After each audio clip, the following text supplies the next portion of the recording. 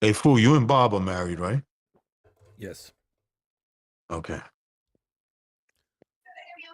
Have you guys ever been swingers? I'm not in the Navy. The what? Consider what?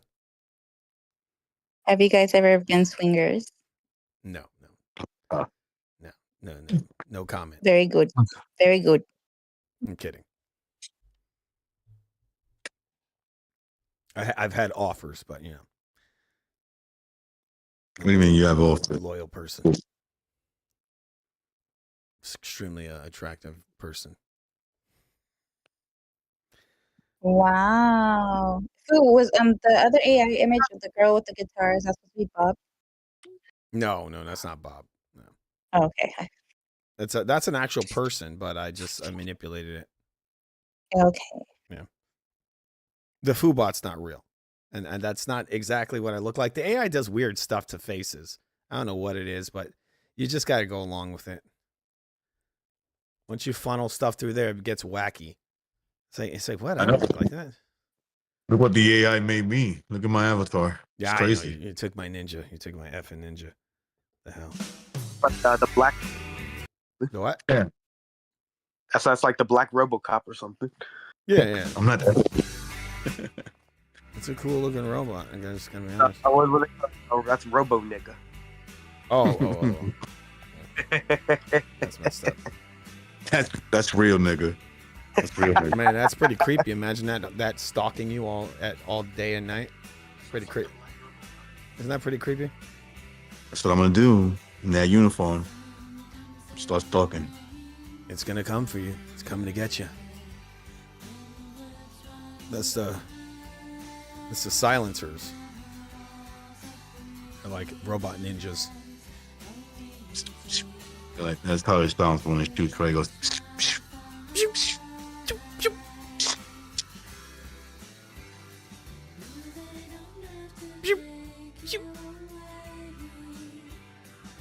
Fu, what's your next project?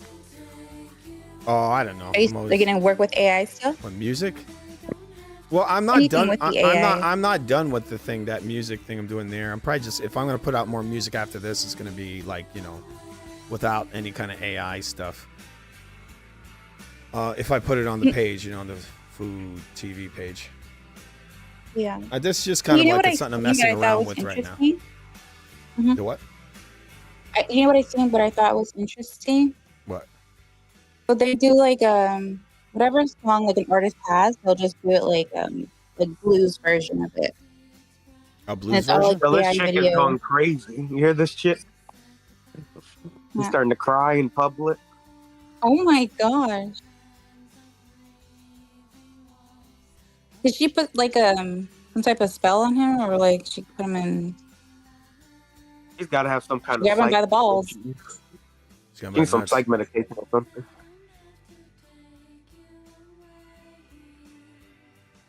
This is crazy.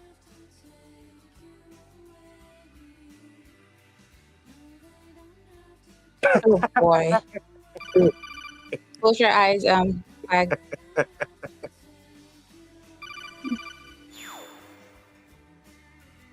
Thinking it, man. That's so sad.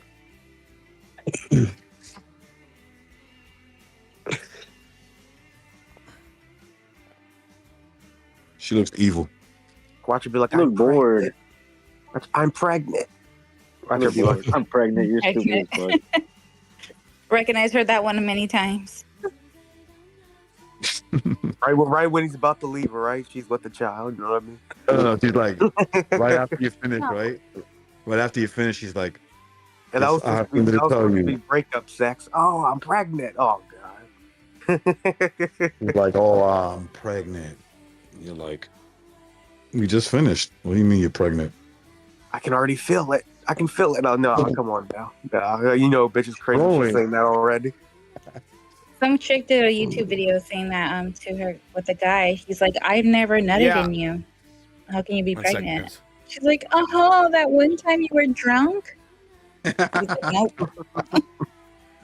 At one time you weren't in your right mind. I got you. Yeah, more by actually, I saw it the other day. I saw the Resident Evil Code Veronica trailer. They're not calling it Veronica, right? We have a Veronica on here on the Never Sobers Discord. It's interesting.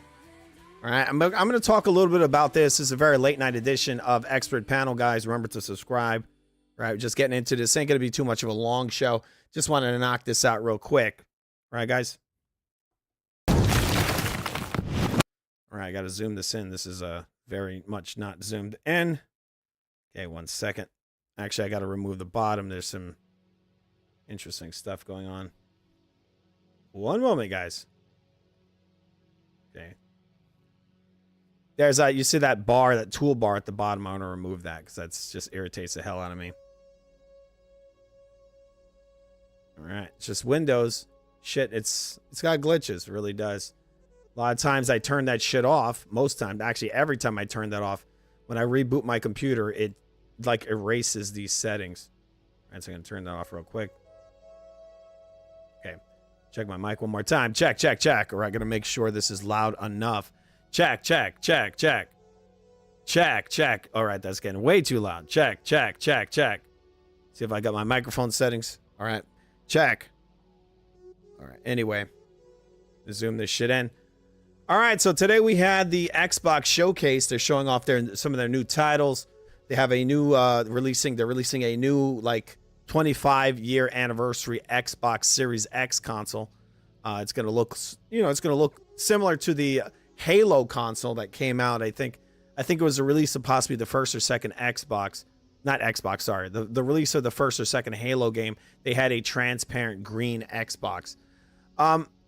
One of my issues with the showcase, even though it was a great showcase, it was far better than what Sony did a few days before. They had a lot more titles in there. My only issue is the fact that these guys had come out. They had come out and said that they're going to be really pushing forward towards exclusivity again, because I mean, look, they have to do that, because if you're trying to sell a piece of hardware, the last thing you want to do is de-incentivize people from purchasing that piece of hardware. You don't want to do that. So when you go in there and you start pushing your games everywhere, people don't have much of a reason to purchase it when you do that, right? So you have to incentivize your hardware. So what I don't understand what Xbox is doing is that, why are you putting it on Sony's system?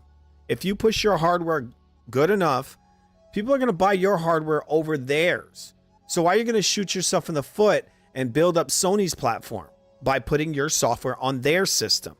That doesn't make any sense, right? They're still in the console business, and I understand these guys have put a boatload of money in order to be able to stand on their own 2 feet, right? They have their own resources when it comes to software.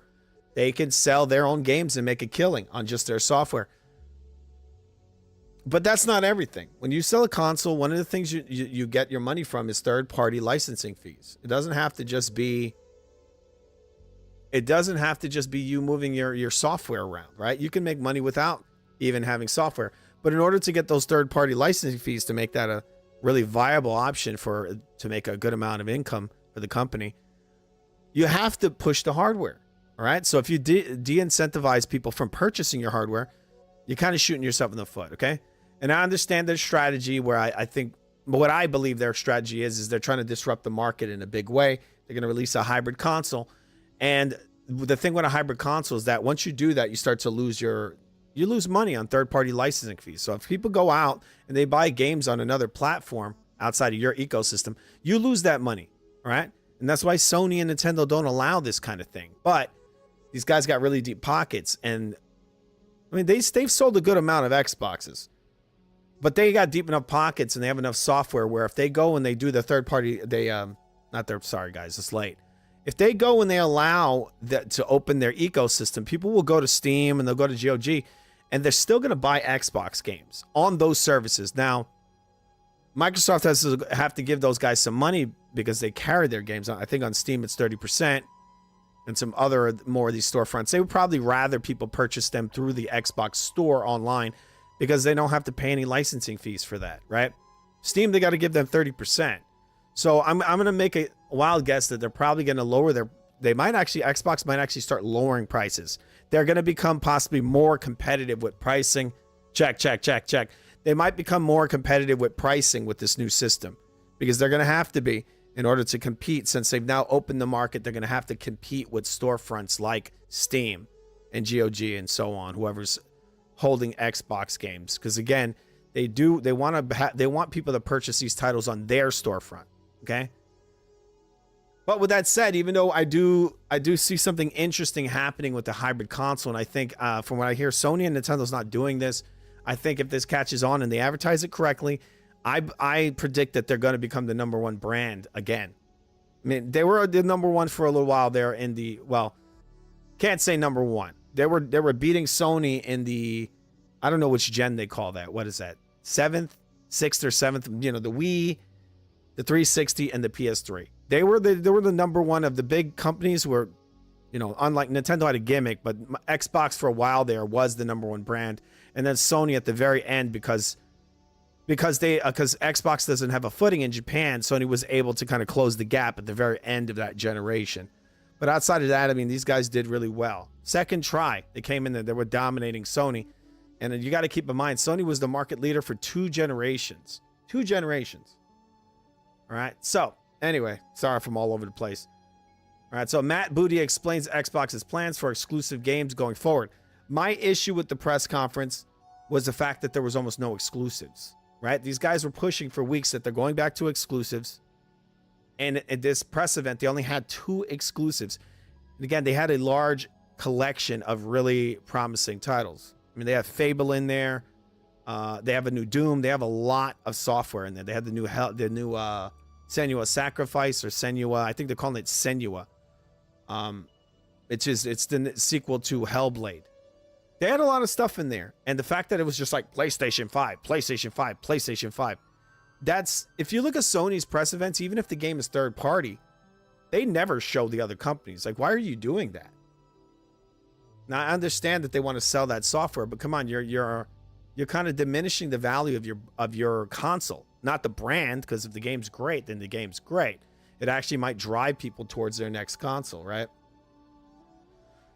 But I don't think it's the best idea to keep doing this. Now, it's great for them to be able to branch out further, because the Xbox console, even though it has sold pretty well, it hasn't sold as well as the PlayStation, right?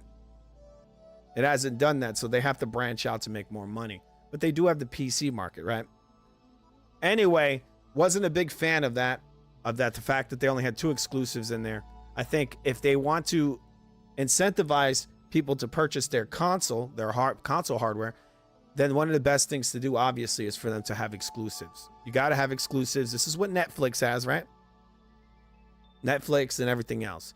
If you want to drive Game Pass, one of the best ways to do that is to get people buying your device, and then they will get Game Pass. Now, what I heard, one of the things they want to bring out there, the Xbox, one of their big plans, is to bring Game Pass to PlayStation and Nintendo and put their service everywhere. Because what they want is they want a Netflix model. This is why they're footing the bill on all this software and buying all these companies, because they want to keep pushing this. It's a Netflix model, so they got to keep flowing it with new content. This is why they're putting so much money into content, right? These guys got a well-oiled machine. And going back to the thing I said at the very beginning of this rant, is if these guys open the market in the next generation with the hybrid console, if people fall in love with that, then Sony and Nintendo are in some big trouble. Because even if they were to go and create a hybrid console, they do not have the money, the capital. And they don't have the amount of software that Xbox does. Because if they were to go into this hybrid console mode, what Nintendo would need and Sony they would need software and services. And Sony doesn't have the services, and they don't have the software. And Nintendo for damn sure doesn't have the software. The Xbox has the software. Just Activision alone is so much software for the Xbox. Now we're going to listen to this guy, Matt Booty, who I believe is the true president of Xbox. The woman they had there, Sharma or whatever her name is, the woman doesn't know anything about gaming. She literally never played games in her entire life. She just started playing games, she said, when she started working at this division, the gaming division at Microsoft. Before that, the woman never played games, and she's almost 40 years old. Okay? So we're going to watch a little bit of this interview where he kind of clears it up. What's going on with exclusives. 1 second. 1 second, guys. Let me see if I funnel this audio in here. This is what happens from time to time. The audio is not funneled through my internet audio. 1 moment. Okay, yeah. Yeah, baby. I just love when this happens. I'm looking for the internet audio. Okay, I found it, but I have to now put this video in there. Sorry, that's now echoing. I will fix that shortly, guys. Sorry about that. That is really weird. All right, gotta move around a little more.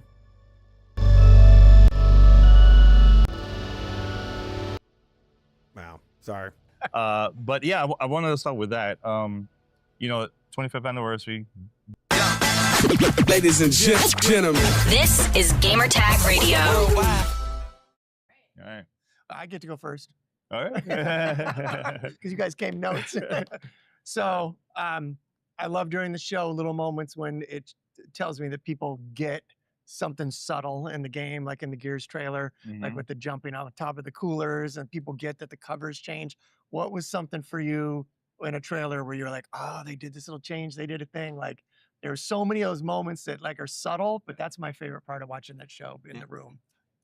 Just a feeling the reaction of the crowd, especially when you guys announced the exclusives and stuff. So I haven't heard that word in a very long time. But yeah, I wanted to start with that. 25th anniversary. Read the big comments in year, a second, guys. And I know in one of the messages that you guys said, let's look ahead for the next 25 years, right? Why the change with having exclusives back? And also, how can, as a fan, not get confused in the future? What to know which one is not exclusive, which one is it based on game or not? Yeah. Want people to have a reason to get on board with Xbox. We want them to have a reason to buy an Xbox, reason to be an Xbox fan.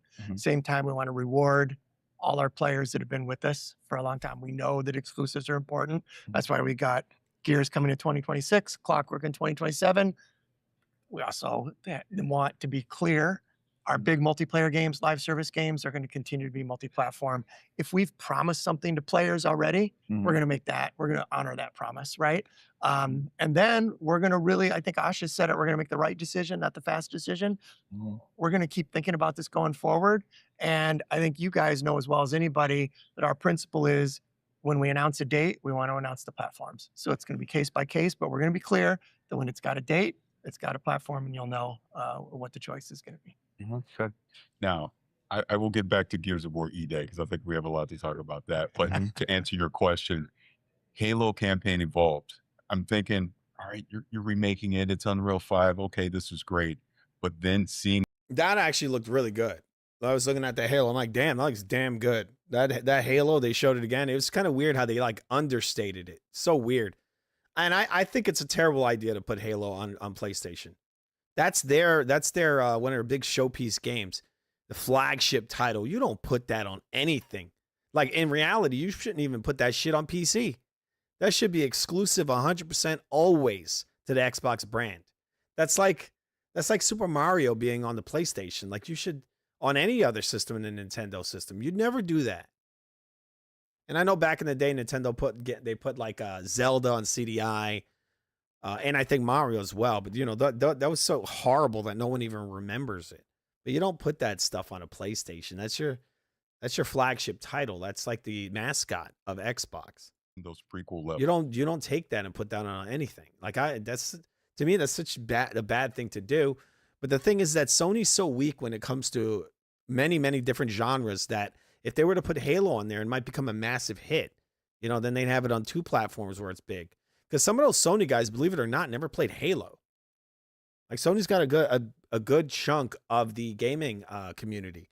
And a lot of those guys, they're just buying Sony every single time. So what I think they're doing possibly is they're just testing the waters. And they're going to see if these guys like this. Because a lot of people on the Sony side love Destiny, right? This is why these guys, they went and they purchased the developer, Bungie, Sony. And so Microsoft knows, the Xbox team knows there is a desire there for those kinds of titles. They love they like the Halo gameplay. And that's what Destiny was. It plays just like Halo. with Sergeant Johnson, that was that nostalgia hit for me where I'm like, oh, I have to play this day one There's new stuff. when it comes out. Yeah. It looked those levels look really, really good. And what it did for me was it made me think, wow, what's next for Halo? If we're able to see this where we're attaching this to the classic, Combat Evolved, what is the next Halo going to be? So that was kind of the big Yeah, I thing mean, that it's putting the groundwork in place, right? So Yeah. I think What I'd like to see from Halo, I haven't finished Infinite. I sort of enjoy it. I like Halo to be a straightforward experience. I do not want it to be some weird ass open world game. Yeah, Halo used to have open, large maps, right? The single player. But Halo's not about some weird ass sandbox stuff. We don't need it. I was not a huge fan. Halo Infinite's the only Halo game I never completed. I'm going to complete it eventually, but I'm not big into that whole sandbox thing. Don't like it. the visual is stunning. It Yeah. looks great. Also, though, so important that it feels like Halo. Yes. Because you It seems like they're going back, right? This is why they're releasing Combat Evolved. They've updated the graphics, and I think they possibly are reintroducing people to the straightforward kind of design, right? Linear gameplay, which I think is really what Halo should be. Yeah, I understand that, again, you get the big maps and all that, but that's not what Halo is. It's not some weird open world sandbox game. and it's so slippery that you lose what makes it feel like Halo, right? So it turns out my wife used to be a competitive Halo player, so I drag her in the studio, and like the team has done such a good job of what's the simulation layer underneath there, right? We actually pulled that from Halo 3 that's actually running underneath there. I bring her in and she's like, this feels like Halo, this is it. So that was an early just like sigh for me, because it's got to feel like Halo. I'm gonna read some of the comments, guys. 1 second. I can zoom the stuff in. All right, where's my zoom? All right, here we are. Oh, wrong one. Sorry, guys. That is not the right button. Thought I had a zoom button over here. Yeah, I did not turn this program off correctly. It doesn't have the right zoom. Sorry about that. Now it has a fade. Last Halo I played was Halo 4. I think I still have it. They should have left that series alone.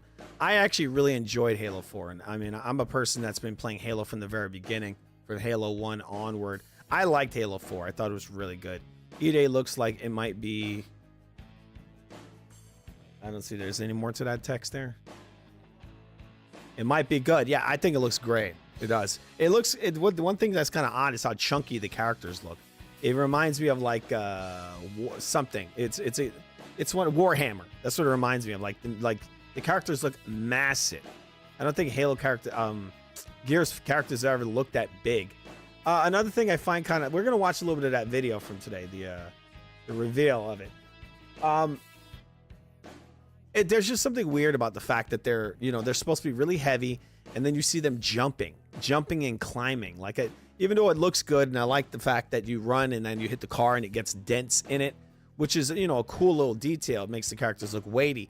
But like, what's up with these guys? Are they super soldiers? Right? Master Chief, the reason he can run around and jump like that is because he was a super soldier. They gave him some special sauce. So maybe they're going to have to put that in there somewhere in the storyline, that these guys are on steroids. I mean, they look like it, right? They've been jacked up for a long time. But I mean, I see these guys in the trailer, like, what the fuck? You got Marcus Phoenix, he's booking it. He's jumping up on ledges and all this shit. I thought he was wearing this big ass heavy suit, bro. How's he moving like that? Naughty Dog should go back to making platformers like Jak and Daxter. I never played the Jak and Daxter series. I played like a little tiny bit of it, but never got into it. Maybe in the future I'll give it a try. All right. Gotta move around. Marvel, what is this? Wolverine and Marvel Token are the only Sony games I'm looking forward to. Tokon. Yeah, I know. I think Wolverine looks more up my alley. But I have a feeling it's going to be really boring. And another thing and I said it in the last stream, it pisses me off, the fact that they build that shit up like it's the second coming. It's amazing. Well, when Rise came out and it had all this gory, quick time events and, timed kind of counter system, they shit all over it. But then Wolverine does it and they're like, oh my God, it's amazing. Just find it to be extremely hypocritical and disgusting. Like Halo 1, 3, Halo Reach. and ODS were great. I wouldn't want them touching those. I want to. That's another Halo I never finished. ODST. Is that what it's called? Yeah, ODST. Never finished that one. So it's just those are the 2 Halo games that I never completed. Infinite and ODST. I'm gonna beat them eventually. I'm not that interested in Halo Remake. The old ones are almost perfect. Yes, I think the remake looks great. I'm gonna watch just a little bit of that. I'm primarily a PC player. The only console worth buying might be that limited edition Xbox Series X releasing in November, but I wouldn't get it unless it's backwards compatible. I mean, it's a Series X, it's going to run the same stuff. And yeah, it's going to be backwards compatibility with a large number of titles, but it's a Series X, obviously with a different shell, limited edition, so it might be worth money one day. E-Day looks like it might be good. All right, 1 second, guys. Going around so many comments. Christ, there's like millions of comments. One moment, got to scroll this down. Nah, I think I might have read that one. I can't wait for Final Fantasy VII. Okay, is that what is that? Is that a new one or is that the one that was already released on the PlayStation? I'm not sure. I've never been. I like Final Fantasy. What I played of it in the past, but I was never a big follower of it. Right? I wouldn't call myself a fan because I haven't really gotten into the series. I've always tried to, but it's never happened. It hasn't stuck yet. All right, we're gonna watch a little bit more of this interview here, guys. It can look beautiful. Let's listen to a little of the panel. All right, let's see what they're talking about over there. Buddy. What's going on over there?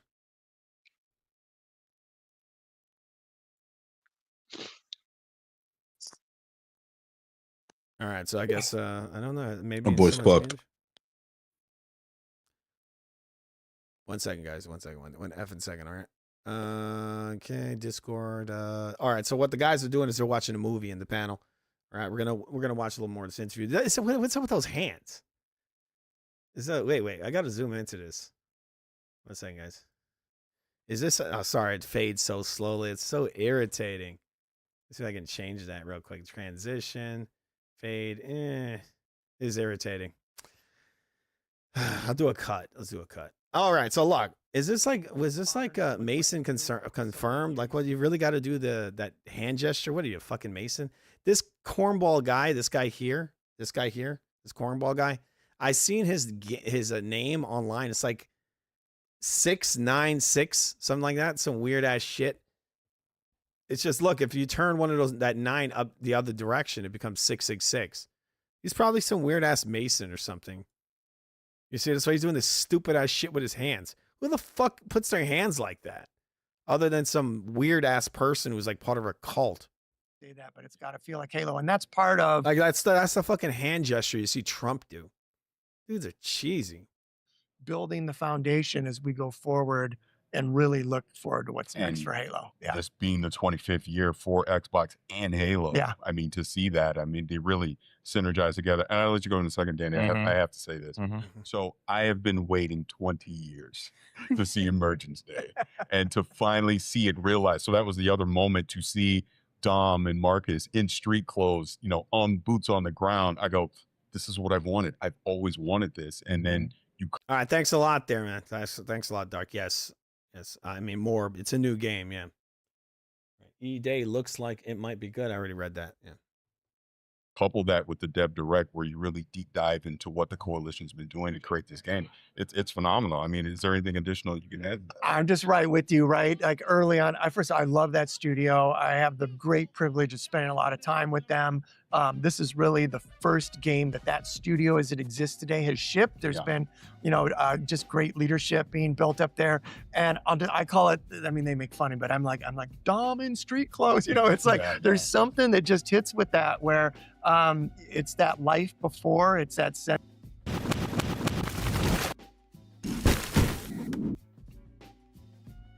of this world is big enough that they had lives and we get to learn more about them. And I think that's just really, really cool, right? Even in the Direct, to me, some of the scenes that are so cool are the scenes of them just hanging out, because you just get the sense that these are guys and this is the world, this is a team, this is the whole thing. So I think the team's done a great job. Nicole up there has done such a good job. We got El Barbarino in the comments. She says space time might actually crystallize. I don't know what that is. We'll watch just a tiny bit of that. Let's see if we can see what she's talking about. All right, this is a whole document if you guys want to read about that. All right, I'll have to have Bob explain this on one of our future shows. Right? She's sent me this giant PDF file, I think it's called.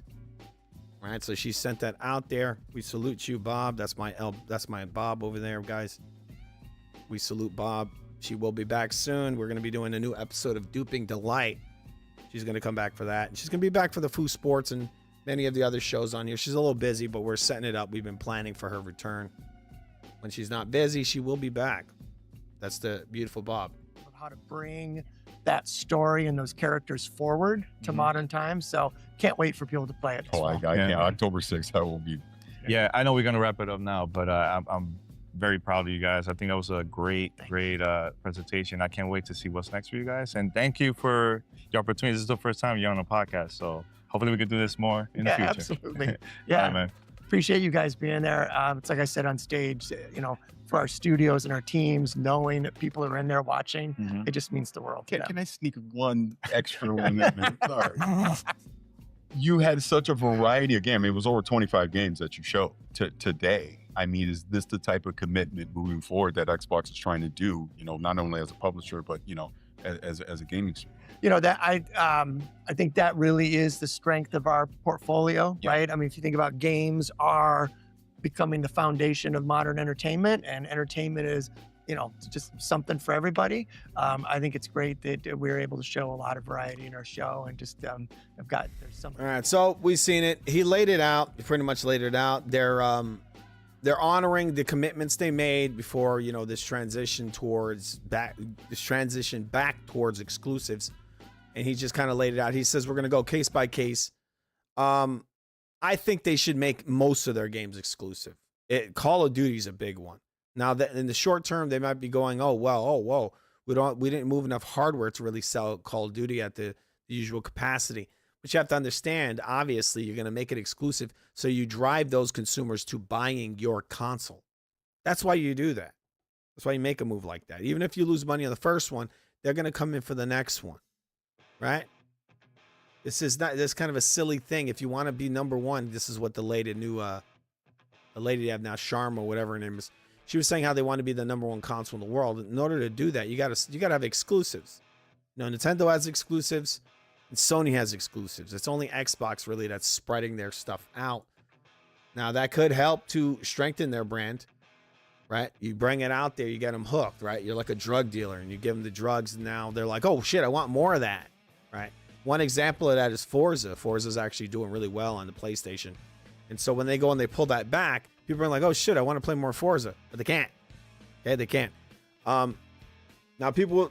I was talking to Alan about this like 2 weeks ago, and he was talking about, look how much more software Gran Turismo sold.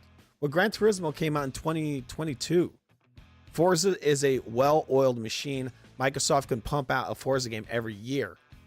So if that shit really catches on, you could be looking at over 20 million units sold, possibly even more than that, because people on PlayStation are thirsty for driving games. They got that's all they got was Gran Turismo. Again, that was years ago. Forza's just like boom, boom, boom. They got Forza Motorsport. The next year they do Forza Horizon. Then they'll put out another Motorsport, and then another one, and then a Horizon again, right? They got that team they have there is just well-oiled machine. They're just pumping out Forza games, and these are like really high-quality titles. The new one recently, the one that just came out, it's got 10s all over the place. Perfect scores on all these different game sites. It's no joke.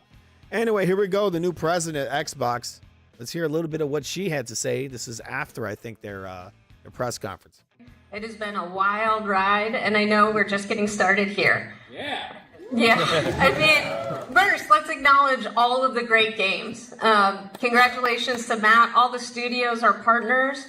These are games that are going to change people's lives. They're going to form memories, stories, characters for the next decades, and I can't wait to play them all. How about those exclusives?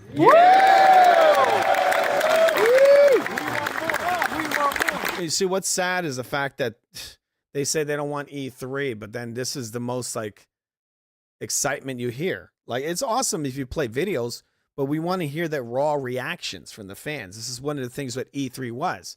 They would get on the stage with a well-prepared speech, and they would have people demo the games. It would be like this big celebration of gaming, and it's sorely missed. These shows never add up to what E3 was. Never. Like, E3 was 3 days long, and they would have each day would have a different keynote speech, and now it's just terrible. It's terrible. I know. Why did you do it? I think it's because they're half-assed. I think what it was is that they saw Nintendo's success, right? Oh, look, Nintendo pulled out of E3 and they're doing great. They're the market leader. You know, whatever. I mean, they're the market leader. I mean, I don't think it's healthy for the industry to do this, to have these little corny little events like this. It's not enough. Like, to just go out there and just rattle off trailers one after another. It's just not as good as E3. Again, E3, you would have this massive stage, gigantic crowd of people. And when they would bring these games up there, you'd hear a giant roar in the crowd. It's totally different. Like, it's the difference between a live performance of a musical act and a music video. I mean, which one really has that raw energy, right? You could say maybe it's the difference between going to a movie theater and watching a movie or going to a concert and watching a band. It's totally different. And how do you feel about the green 25th anniversary? I mean, it just seems so bootleg. Well, this is my first showcase. I know that so many of you have been here with us for the last 25 years. So if you look down and you have fan on your badge, you will be getting one for free later this year.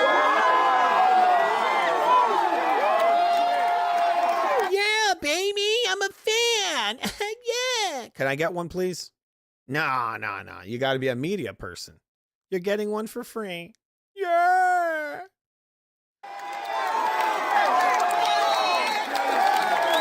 I mean, look, it's cool that they had the 2 exclusives, but I think they should have had more of them. I think almost all their games should have been exclusive. It was literally like 10% of the shit they showed today was exclusive. And we don't know if in the future they take those titles and make them multi-platform.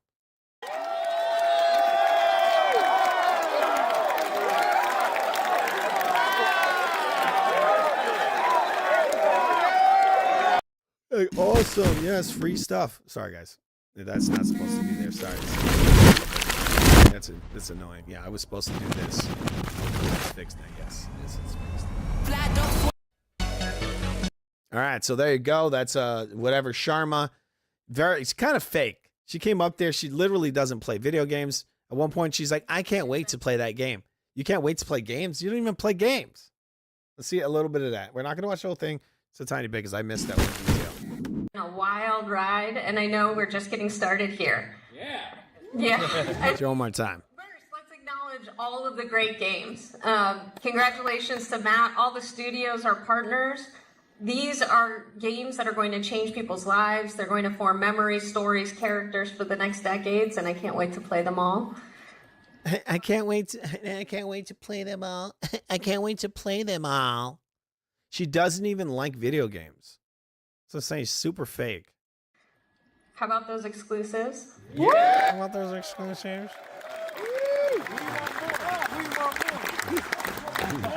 And how do you feel about the green 25th anniversary?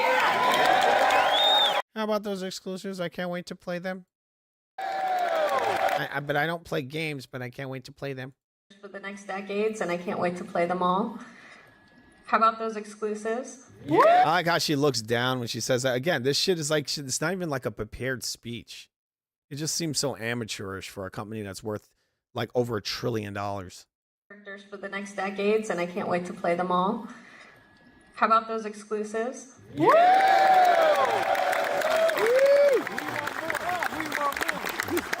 right, so there you go. There's Sharma, whatever. I think Matt Booty's the one who's really in charge at that company, right? I mean, she might have given up her booty, no offense, but, you know, in order to get that position, because she doesn't deserve this position. She doesn't even like video games. So why would you put her in a position running a game division in a $100 million, multi-trillion-dollar company? It doesn't make any damn sense unless you want to fail. right? Now the games look good. The games are good, but the fact that they're almost all multi-platform to me was a big problem. But the guy, again, you watched the video there, Matt Booty came out and he said that. One second, guys. He said that they're going to honor their agreements, and then after that, you know, they're going to go and hopefully they're going to start putting their stuff on their console exclusively. Okay. I see over here 5 hours ago, Sony won Xbox exclusive, comes to PS5 daily. This is some web page they're trying to claim that the new Gears of War is going to PlayStation. It's like, didn't these guys come out and say that that game's exclusive? If it's not, that's a problem, I think. Because people should be like, what the hell are you doing? Why are you making all your games third party? Like, are you a third party software company now? Anyway. All right, so if I had to rate the press event, I give it a B. I mean, it was good. It was a lot better than Sony's press event. I give Sony's press event about I give it a D. I give it a D. Or E. Maybe an E. I give it an E. All right. It was not very good.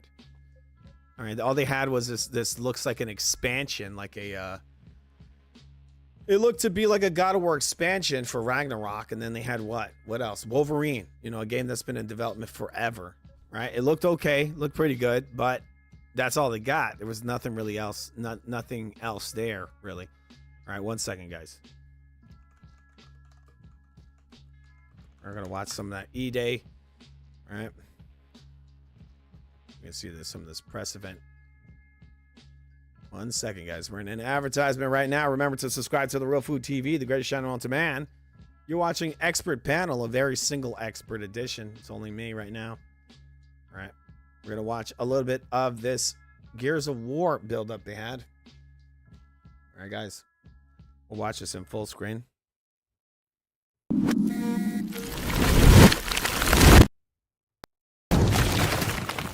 It instantly redefined the genre. And now in 2026, we're on the cusp of another rare moment.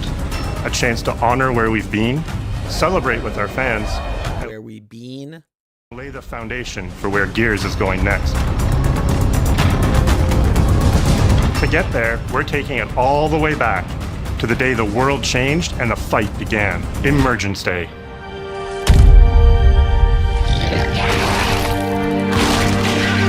It's a day of unimaginable loss that sits at the heart of our universe. And today, for the first time, we're ready to take you inside the studio and show you all the ways to play with our new movements, weapons, and modes that will make E-Day the most brutally satisfying Gears yet. Is that all you got? Before we talk about what this game is, I think it's important to share why we chose E-Day. When we started this project, we were moving to Unreal Engine 5. There's a new foundation with a blank slate. So we took a moment to reflect on what makes Gears so special to us and to our fans. And we realized that all of the things that make this world feel so unique, brotherhood, brutality, that melancholy beauty, and over-the-top spectacle, they're all perfectly set up in this one moment in time, E-Day. The moment the Locust ripped through the ground and changed the history of Seraph forever. And to tell that story, we wanted to build an experience that evoked the vibes of the original Gears game.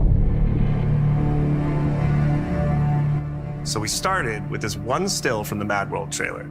It's Marcus facing down the Locust, defiantly firing into the darkness against overwhelming odds. And we said, this is the emotional core of Gears. This is the tone and feeling that we wanted to build our next game around. This is our most ambitious game yet. You see, this bugged me a little bit. No offense to trannies, but this is obviously a transsexual. Like, what does this have to do with Gears of War? Trans of War? The transformation? I don't know. I don't understand this. Like, why? You have to be all inclusive for Gears of War? Like, look, not to be a douchebag, but like, you don't need a woman, even if it's a real woman. Why is a woman representing Gears of War? I think that's a very machismo man kind of like game. Like, I think it's for dude bros. That's what it's for. What the hell is this? Why do we have trannies representing Gears of War? What the? Like, what do you? Well, I mean, the Locusts have Barbie doll crotches. Am I wrong?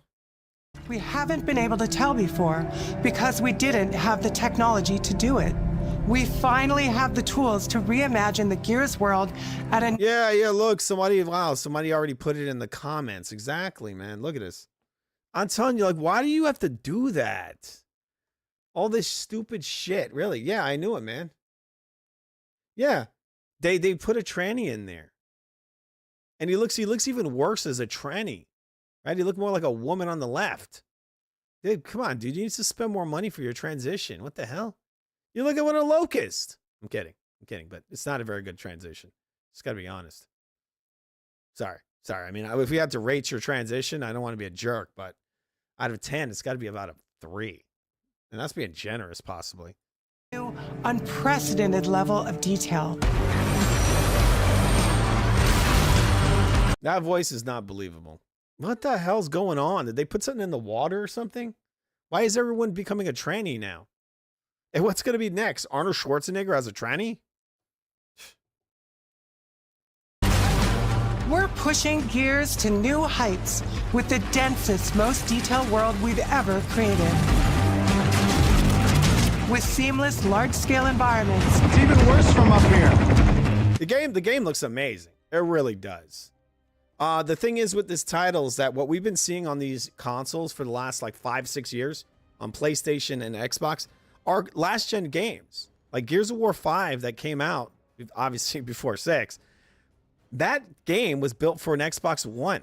People, believe it or not, Xbox One is really fucking old. That thing came out in 2013.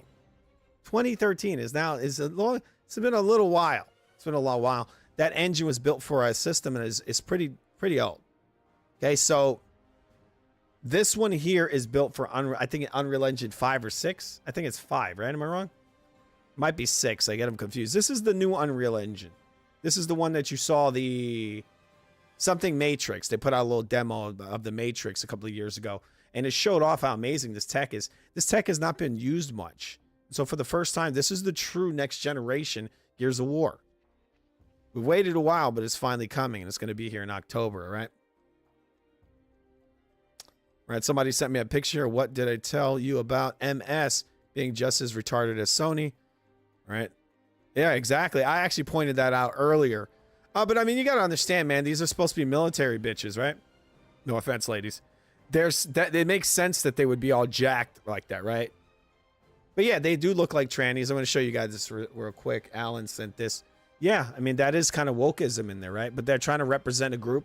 They didn't make this the star of the game. This is what Sony does, right? If it was Sony, this would be the star of Gears of War.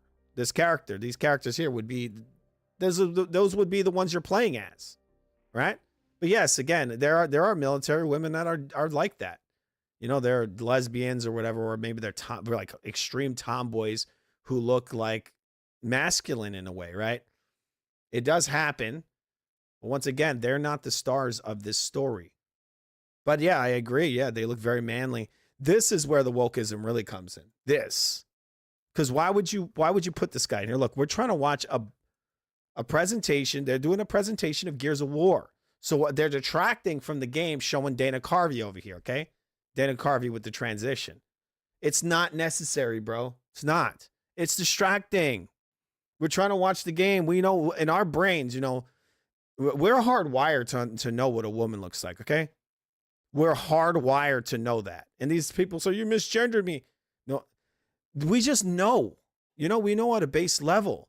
Even before we even learn language, a word, we know what mommy looks like and what daddy looks like and what mommy looks like. We know what a man and a woman looks like. So to throw this guy, trans or whatever, in front of that camera while we're trying to see the new Gears is a fucking distraction, okay? You're detracting from your game. This is a political message. We don't want it, okay? Keep it to yourself, bro. That's your struggle. Why do we have to see that? We're just trying to watch Marcus Phoenix and we want to watch Locust get shot, okay? We don't want your political shit. Stop it. Exactly. Look, Green Star over here. Look, she posts this. We don't want it. Look at that. That's like little Vin Diesel in a way, like with hair. It really does. Is that AI? That can't be real. Anyway, let's watch some more of this. Dynamic ray trace lighting. Ray trace lighting? Okay, yeah, okay. I mean, it looks good. Real-time destruction. You see, the thing is, look, this person's talking about ray tracing, real-time ray tracing lighting, and all I'm thinking about is that, bro, you're not passing in that voice. It's not doing it. That doesn't sound like a lady. It sounds like a guy going, hello, and this is ray trace lighting. This is ray trace lighting. It's like that. It's like I'm too busy trying to figure out if you're a guy or a girl. And it's not like I'm trying to do it intentionally. It's just happening. And richer real-time destruction. Hello! It's like Miss Doubtfire. Oh my God. With an empty hard drive, we literally rebuilt everything from scratch. Empty hard drive, huh? Enemies, weapons, animation, sound. Actually, we missed the intro to this. They had a really awesome like little gameplay thing. I'll watch that, before I shut the show down. There was a really awesome beginning. The game looks great, and the story looks really cool as well. Except it was kind of funny how they scratched Marcus's face. It was like a little claw, eh. It's like, oh, that's how you got that scar? The locust, for some reason, grabs him and goes, eh, and gives a little scratch. Itself. And then we tear it apart in front of you. Watch out! Coming down! You'll fight against bigger and more brutal enemies with new and craftier weapons and navigate the battlefield with more natural character movement so that every moment of emergence plays smoother and hits harder. This is a game that feels like Gears, but plays like new. Now, we're inside. It's a return to the feelings that we had when we played the original games, but now reimagined, evolved, and enhanced with the power of a new engine. It's a new hardware too. Again, that's the new hardware. These guys haven't used this hardware to its full potential yet. We're finally seeing a game using it. This many years into the console cycle. It's crazy. E-Day is set before the events of the original Gears of War. After decades of conflict, peace has finally been declared on Serra, and the Gears have returned home. All right, so 1 second, guys. 1 second. We're going to come back to this in a second. That's a deep dive. We might look a little bit more of that in a second. I'm going to show you this little gameplay thing they showed earlier, which I think is pretty important if you guys haven't seen it yet. Watch a little of this. It's looking pretty amazing. It really is. Subscribe, guys. All right, before we do that, remember this. We got this show. It's called Expert Panel. It's going on. It's live right now, guys. It's pretty damn amazing. You're watching The Real Food TV. Remember to subscribe. It's damn amazing, guys. Really is. Really is. Really is quite amazing. Remember to subscribe and donate when I put the Venmo up.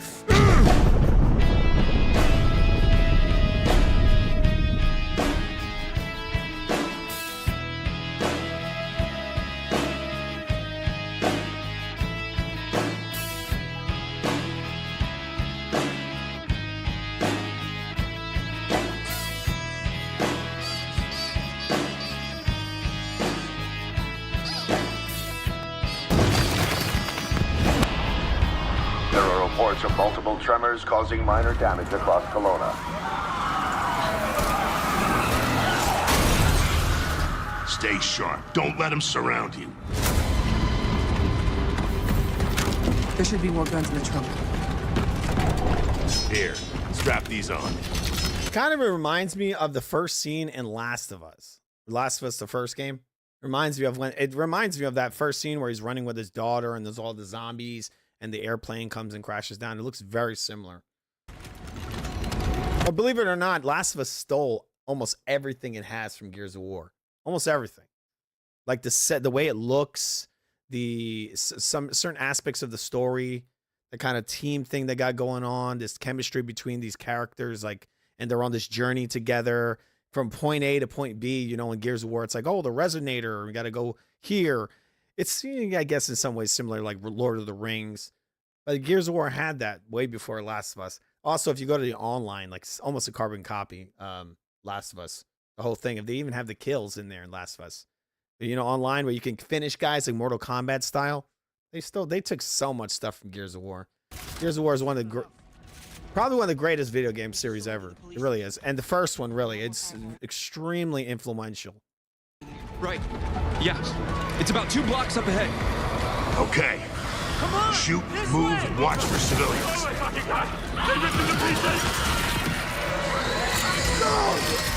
Get inside now.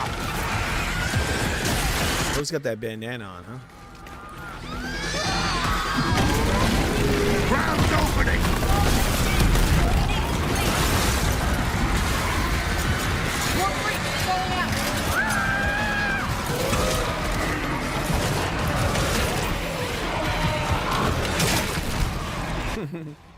Like blank.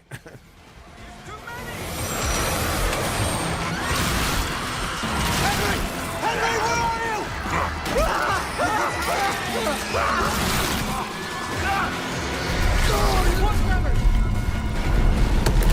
It's going to be cool to see the game take place on this planet. I assume there's going to be a lot of skirmishes where there's like NPCs running around. That really, I think, adds to the intensity of it. You know, you're coming in there and you're like this badass, and you got all these other people that are like, oh, and you're just running in there and mowing these guys down. You're like, get the fuck out of my way. Ugh. Right, move it. Let me see what I can do. I'm at the pan safe. I need backup. These things are all over me. More tremors. Any gears out there? Anyone that can hear this? Yeah, what's up, Skull Kid? All right, you're gonna get the Wolverine game, the Tokon. Is that how you say that? Yeah, that new fighting game. All right, I don't know what the other comment stays there. Did I highlight that? 1 second, guys. Go to unpinned message. All right, that's why it's there. It's pinned. I didn't even know you could pin messages like that. In the regular chat. I'm probably gonna get all of them as well. I might not get the Marvel fighting game. I mean, it looks good. I'll get it when it's on sale, but I think I think Wolverine looked good enough to me that I might want to buy it when it comes out. I'm more interested in that than I am Spider-Man. I own Spider-Man. I own the first one at least. I got it on PS5 and I got it on PS4. I got it on PC.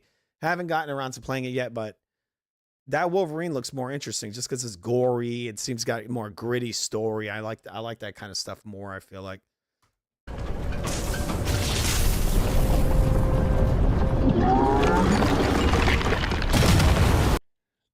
What is that again? 1 second, guys. Okay. Was kind of disappointed that they bring Perfect Dark. What do you mean? Canceled it? I hope they bring it back. Are you getting the Xbox Series X 25th edition console? Probably not. Probably not. I mean, it looks cool, but they didn't have enough. They didn't have enough exclusives at the show to justify that. Like you gotta. And I understand that they have to do what the fans wanted, right? In a way, they have obligations. They've already agreed on releasing these titles for these systems. They're afraid to upset people because they've gotten all this negative slack, which is really uncalled for. Really is. And people say, "Oh, it's a corporation." It's like, yeah, but they're doing better than Sony's doing, right? Sony shits on people like left and right, and they never get this kind of treatment. Never. Then people don't point anything out. I made a video talking about that Uncharted shit.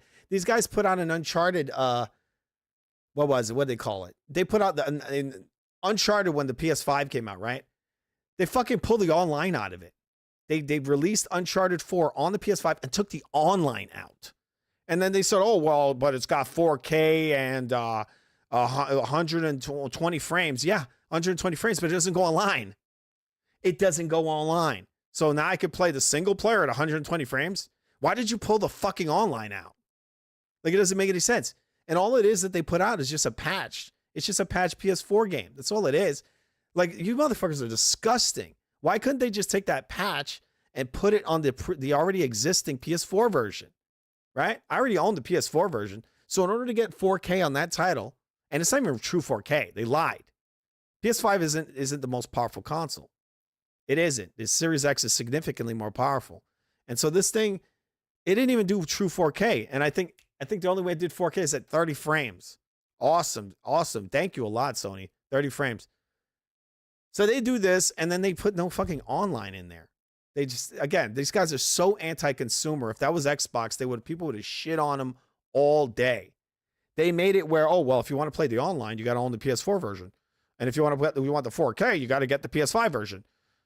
Oh, but the PS5 version doesn't have the online. So literally, when it comes to that game, you have to buy both versions. So if you just got into Uncharted, you might end up buying the PS5 version and be like, oh shit, no, cool, 4K. Oh, well, there's an online mode. Oh shit. Oh, I got to go buy now the PS4 version. It's fucking pathetic.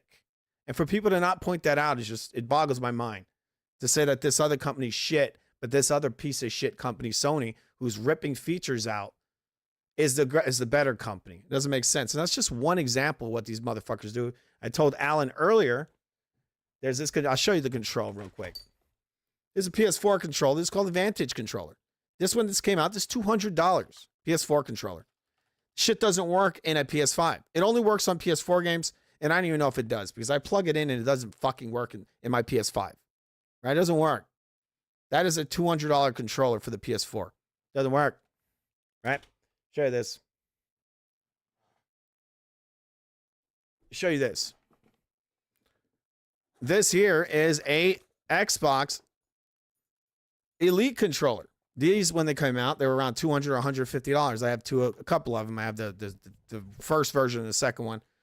This works on an Xbox Series X console and a Series S. And this is going to work on the new Xbox that comes out. The next one, the whatever, the Helix. It's going to work on there too. Right? That's going to work. So, who's more anti-consumer? The company that rips features out and doesn't allow you to use the hardware you spent fucking money on, right? Or the one that allows you to use this hardware on the next consoles, right?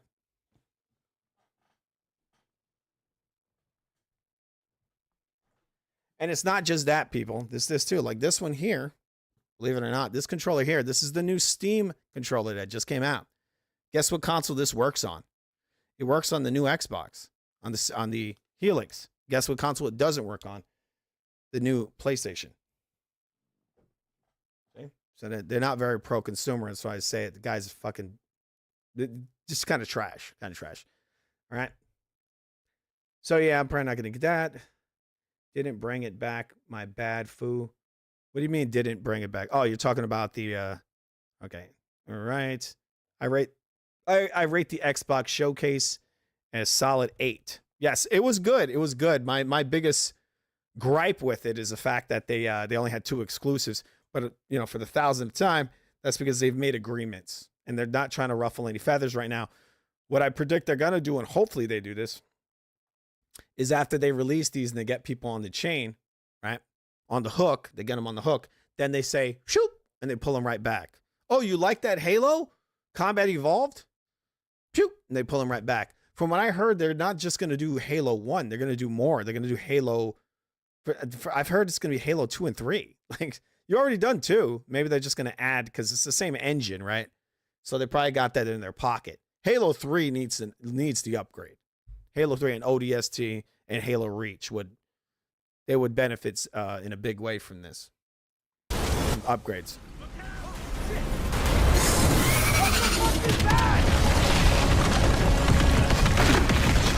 Target surface! Open fire!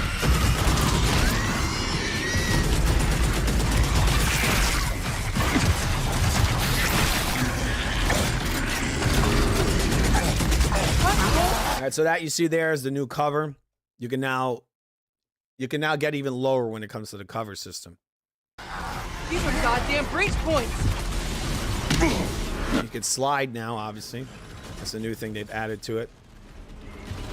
Which is cool because you now get underneath things, kind of, the guy tries to headshot you, you just go down, right?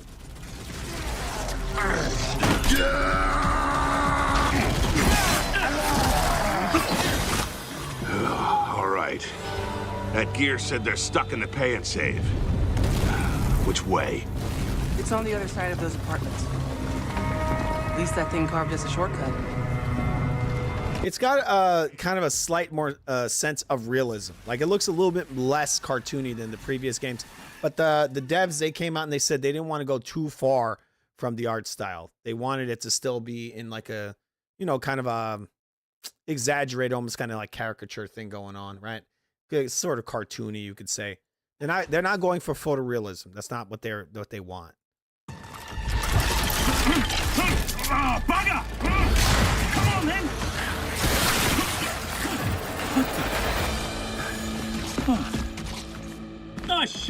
But you know, that's part of the Gears series. It's never really took itself too seriously. And that's the fun of the Xbox. When you see Sony shit, the shit is just way too serious. Like, come on, bro. Come on. This is too serious. That's what a lot of these hipsters don't like about it. Oh, what is this? This is fun. Remember the reviews for Death Stranding? Who says games have to be fun? I do, you fucking moron. I'm gonna go spend $80 and it's fucking boring. More trappers, watch it! Right on schedule. You guys here? Yeah, who are you? Look, one of my big issues with this, one of my issues is the fact that Marcus's bandana doesn't come off. Like, what the hell? Or maybe you should have the flap, you know, it comes a little loose and it like flaps. You know, when I put on bandanas, that's what it does. This bandana's on a little too tight. What the hell? Where's your squad? Safety, we got one squad from Alaska. We're into protecting some survivors nearby. I was about to get back and I got cornered in the What the hell? Where did he get that machine gun from? What? I should do like a video like nitpicking this. That'd be funny. This looks so fake. Look at this. Watch this, guys. Watch this shit. Let's see this shit. Look at it. Okay, jumps there. Well, actually, he does have the gun on his back. But the way he pulls it out, he's like, whoosh. It's like, what? It's like appeared in his hand. What the hell? He should have to grab it. Like, whoosh. You know, remember the movie Desperado when Antonio Banderas, he's like, whoosh. That shit was cool. Gotta have that in there, man. Antonio Banderas. I remember as a kid how awesome that looked. You know, when he did this shit, I'll show you. And that's one of the reasons I grew my hair long. I don't know. Remember he was like this and he like brushed his hair and then he comes back with the fucking shotgun. That shit was awesome. Just gotta be honest. I totally forgot how cool that was. Now that would be a video game, guys, right? Am I wrong? Xbox, you make a fucking Desperado video game. Now that would be cool. I would, just being honest. That's a license they should get. Then you get that fucking dude, whatever his name is, Rodriguez, the guy that directed Sin City. Get him to fucking direct the game. That would be cool. I should work at Xbox. All right, hey guys, look, I'm not a fanboy. I'm green because this is related to Metal Gear. Okay, that's why I'm green. You see that? You hear the music? Let's show you this. You hear this music? Colonel. What's a Hind D doing here? Colonel. The graphic isn't working right now. That's why you don't. That's why you don't see it. It's just not working. It's glitching. That's why I'm using this one. It's a little off. It's not perfect, but it's good enough.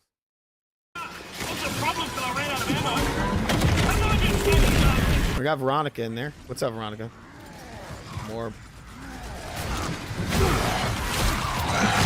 They also announced Persona 6 on the Xbox. All right, sounds good. I found this when I was watching the showcase. I found this to be interesting. Is this like it looks sort of like a mechanic where you block their attacks. It's like some MMA thing going on here, right? And I feel like he's blocking the attack. Usually this animation is when Marcus is about to be killed. Here he's like blocking, right? What the F?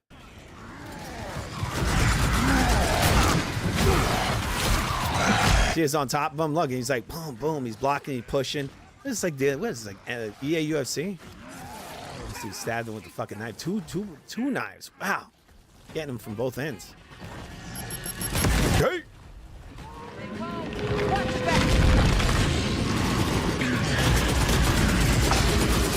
Reload it.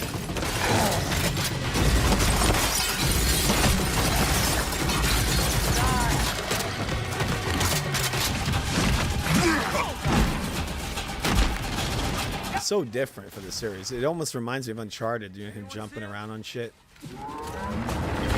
Contact front! There's no end to these freaks!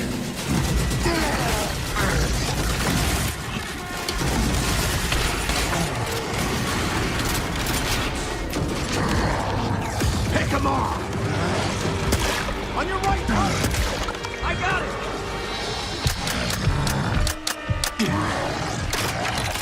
Jams! Damn it! Fucking guns. He broke the fucking blade in him.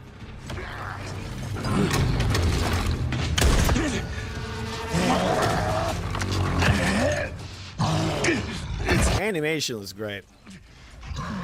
You got to give it to Sony. That's one of the things that Sony excels at. And Naughty Dog, they excel at like details and animation. They are amazing at that. And it looks like Gears of War's hitting that bar. But also, you know, Gears of War is usually about that high-speed gameplay. That's one of the things that Naughty Dog didn't get. They were too focused on graphics. But these guys, they've gotten there. Like with this hardware, you know, what's crazy is they're now jumping into the next gen next year. And we're now finally seeing what the Series X can do. Again, this is, you know, it's built from the ground up for this console, where the other game was built for the Xbox One. Finally seeing what this thing could really do. I thought that was funny when he hits him with the little badoink scratch. He's like, eh. He's like, it's not enough that he's holding him by the throat. He somehow like changes his position on his hand. He goes, what the hell? I think would it be cooler for that scar? It would be cooler if there's a massive explosion and then they show something like he gets cut up. That would be cooler, but like it gets a little baby scratch from a locust. Let's watch, right? He's gonna give him a little scratch. He should have broke his arm. That would have been cool. He lifts him up. Damn, breaking that. And then he gives him a little scratch. He like grabs and goes, and he grabs him again by the neck. That's it's cute. And I bet it's very uncomfortable for a weird beast like that to scratch you with a look. But still, really, you had to do that? He's just taunting him like that? Look at this. He changes the positioning on his hand. Watch. Grabs him. He lifts him by the fucking throat. Right? I think it would have been cool if he threw him into a wall and he got the cut. Like for him to change the position, he got. What is he, a cat?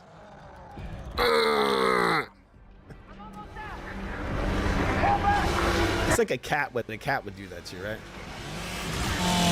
A badoink style. Yeah, exactly. A badoink scratch. Give him the fucking badoink scratch.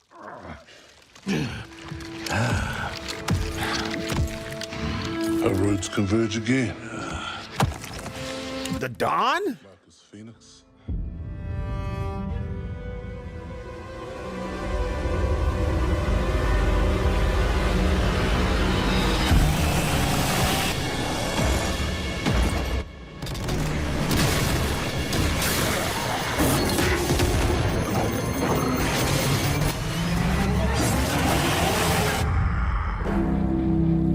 There it is. Didn't you show the whole thing with there? Here, there it is, October 6th, guys. I'm gonna watch a little bit more of the other one. That's not the whole. I thought they showed a bunch of gameplay after that. 1 second, guys. All right, so this is the point we're at the Tranny Showcase. We're gonna go back to that, guys. But remember to subscribe to the Real Food TV. You're watching Expert Panel live, super late night edition, guys. All right, remember to donate to the channel. I don't have my Venmo on here. I'll put it on the screen later. So you can actually donate at least $100. All right. You see here a lot of badoink in the old Mega Man X. Yeah, it's badoinks, man, all day. So many badoinks. Let's watch this. The original Gears of War. After decades of conflict, peace has finally been declared on Sarah, and the Gears have returned home.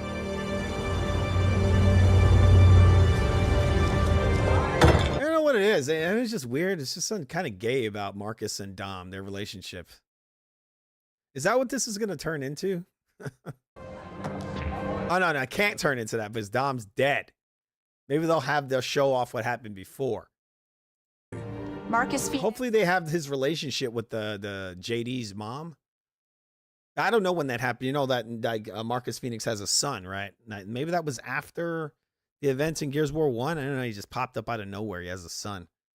And Dominic Santiago are young veterans trying to adjust to civilian life while grieving the loss of someone they both love. He just never stopped wearing that bandana, huh, guys? He just loved it too much. 20 years later, he's in prison wearing that bandana. Just can't take it off, huh? It's weird.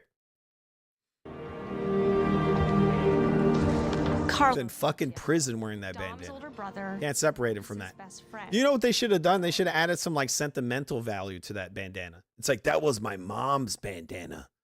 I never take off my mom's bandana. It's like, she's dead. No, she's not. No. She got remarried. But it's her bandana. Actually, it's made from her underwear. Sorry, it's weird. To Carlos, best fucking brother anyone could ask for. Carlos died in combat in a moment of sacrifice before the war ended, and without him, Marcus and Dom's relationship is distant.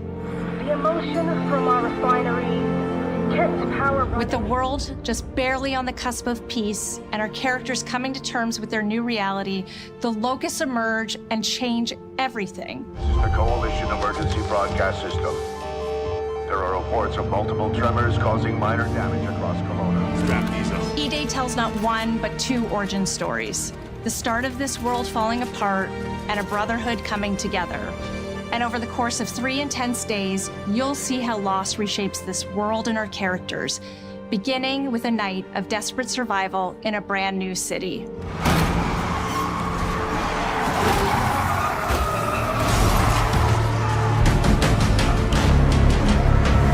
We decided to focus our story on just one city, so you could really feel what war does to people. When we started creating Kelowna, we wanted it to be more than just Yes, this is a prequel of the first game. This takes place on what they call Emergence Day. This is when the Locusts first came up out of the ground and attacked the people. just a backdrop. We wanted to feel alive, like it was another character in the story, packed with layers and personality. Kelowna used to be all about innovation and discovery. I don't know if you're familiar with the Gears series, but they've from the very beginning they talked about Emergence Day, but they never actually had any real details about it. Other than I think in part 4, I think it starts with a battle in Emergence Day. But this one is literally the very beginning as Emergence Day happened. Years of industrialization for the Cog War effort totally reshaped it. With such a rich history, it made sense to lean into that classic Gears retro vibe.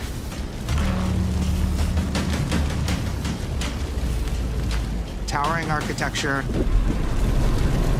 robust vehicles, and grounded technology. I just created simple. Sorry about that, guys. Very immersion breaking, but I don't have something to cover the screen up unless I zoom out. I'm not going to do that right now. I'm just going to talk over this trash. All right, so we got an ad there. Industrial cities from the 1970s. We also looked right outside these windows at the mountains, the ocean, and local landmarks to help give Kelowna its unique style.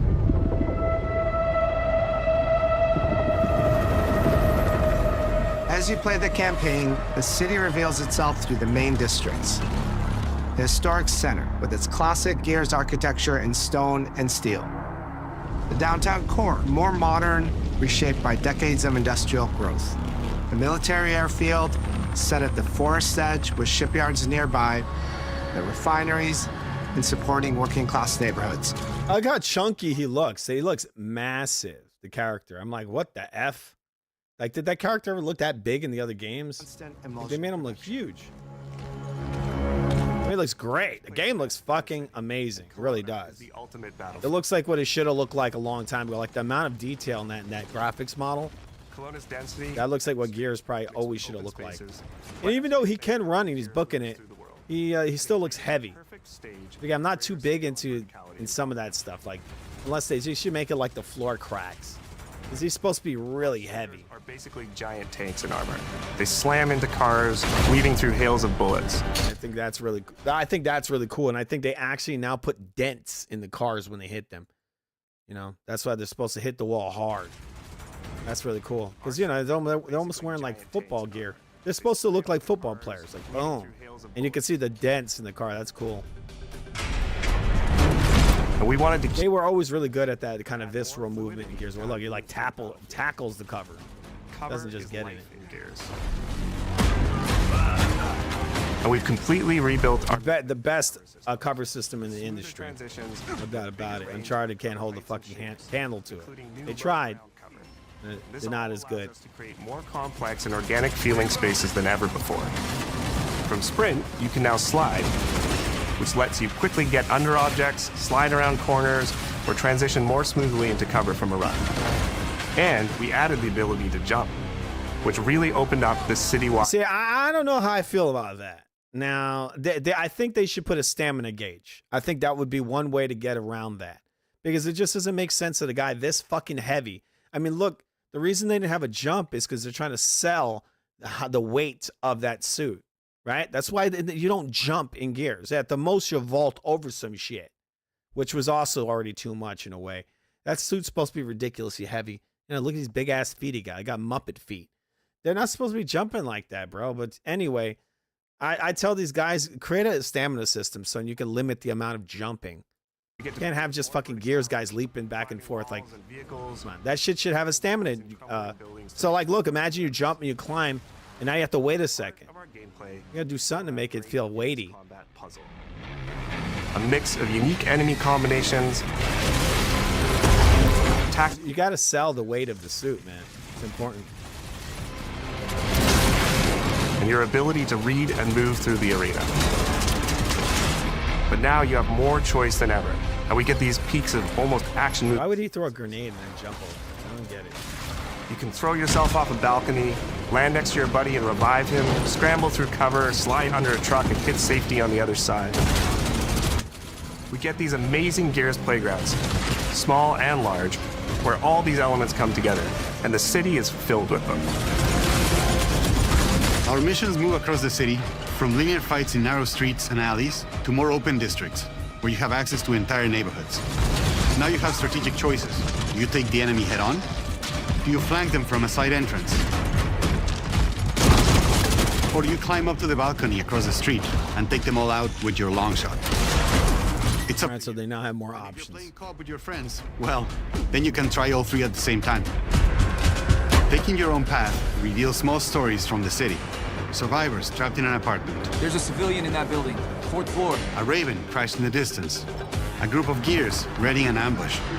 You still have your orders, but it's up to you to decide where you offer to help or how much of the city you choose to explore. And that city is fully realized. To create a city of this scale and detail, we needed to invest in an entire suite of tools. Tools for roads, intersections, sidewalks, e-holes, buildings, rooftops, and pipes. We have a procedural content generation toolset for scattering millions of pieces of trash and debris across the ground to make Kelowna feel lived in. This is the largest, most complex location you've ever seen in a Gears game. But the board control is connected to an older antenna. I can reconfigure their radios to reach Afira. Do it. The remaining Gears will hold the fort. In other Gears games, there looks like the MMA fighter Volkanovski. Very few human survivors left. But in E-Day, you're watching a live city get ripped apart in front of you. People who once went to work, sporting events, and celebrated the possibility of peacetime are now stopped in their tracks. They abandon their cars and run for survival, attempting to find refuge in subways or stores.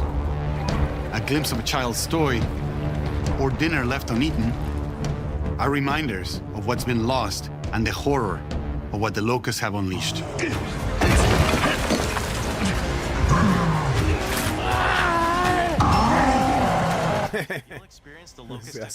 It looks cool, but it's funny at the same time.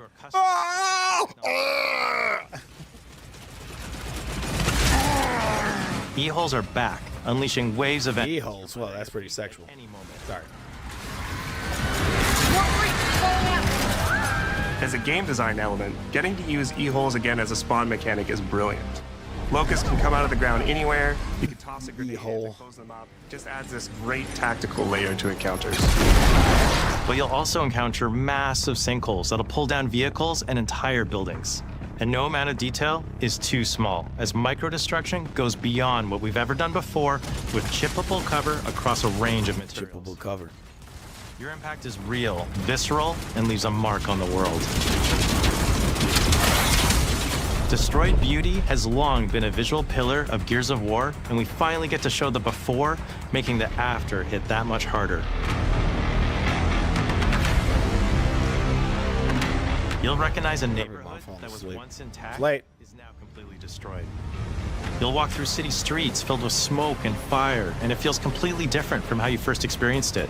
You start getting this real feeling of the city's a character, and it's really under attack. That's kind of the feeling you get from the first title. It's the fall of Kelowna.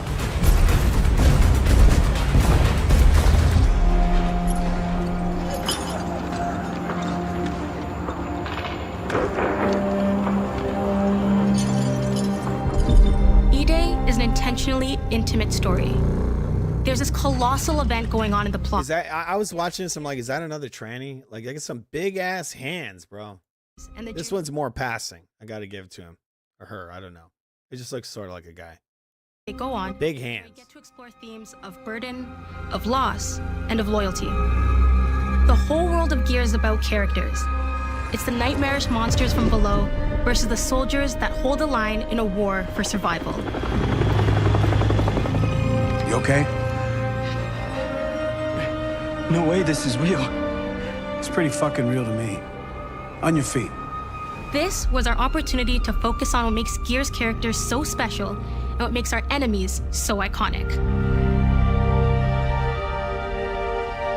The entire campaign is played from the perspective of our new squad, Bravo. As the invasion breaks out, you'll meet Mags Carter, a former Gear now sweating it out at Kelowna's emulsion refinery. Now, why don't you come talk shit when your balls drop? And quit going through my stuff. And you'll also meet rookie cadet Luke. Oh, she doesn't have balls. A sharp comms officer who never made it to the front lines despite his dreams of military glory. Holy fucking shit. Mags and Lucas, together with Marcus and Dom, are 4 soldiers thrown together, fighting through tensions with each other while fighting the Locust, ultimately forging their bonds in battle. We follow Bravo Squad with our cinematic cameras, just like the intense war movies we love. The shots are intentionally gritty and a bit shaky, and leaning into these rough edges is what makes you feel like you're right in the middle of the action. Bravo's story also intertwines with others called to defend the city, including returning characters like warrior philosopher Ty Kaliso. Our roads converge again. That, I think, is that the character that's in the second game when he's bald? He had hair? I think he's bald in the second title. Books, we'll finally get to see the heart. Look at those pants. Do your pants need to be that high? Again, is that a woman? 1 second, guys. I gotta analyze this. It's pretty important. I'm just saying, it really is. Let's look. Is that a wiener? Oh my god. Oh my god, Colonel, is that a dick? Oh, we're going down low. Sorry, guys, sorry. Can't tell. He got some big hands. Look at that. That's a wig. In game for the very first time. Let's go and fuck this mess. Marcus and Dom are absolute legends. You can spot those strong jaws and thick necks from a mile away. Oh yeah, yeah. Marcus is very good at spotting trannies. He could spot that. Wait, let's hear it again. Absolute legends. You can spot those strong jaws and thick necks from a mile away. I could spot a tranny from a mile away. That's a strong jaw. But if you go too realistic, you lose those unique features that make them stand out. Honestly, Marcus just isn't Marcus if you take away his classic permascout.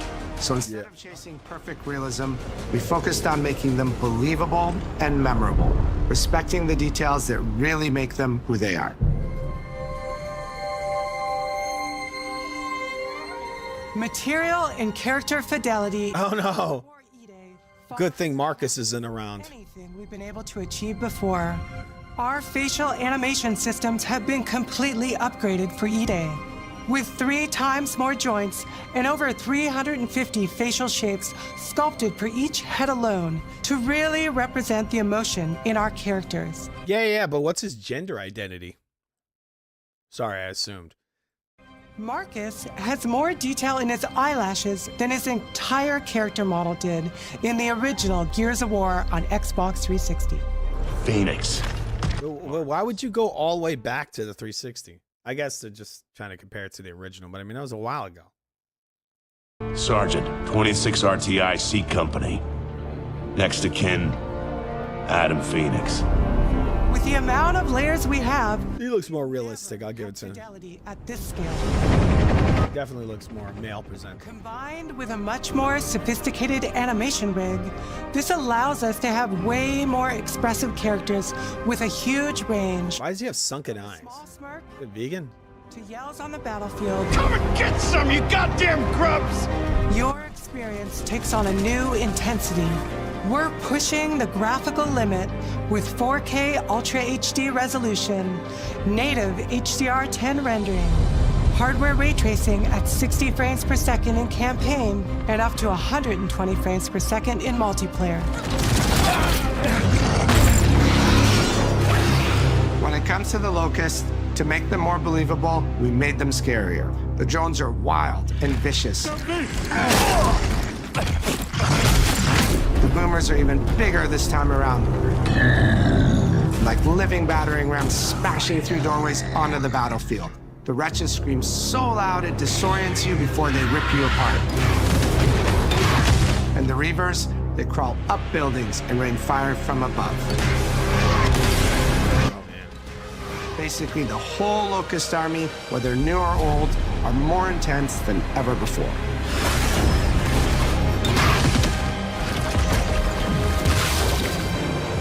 So what now, Marcus? We save everyone we can.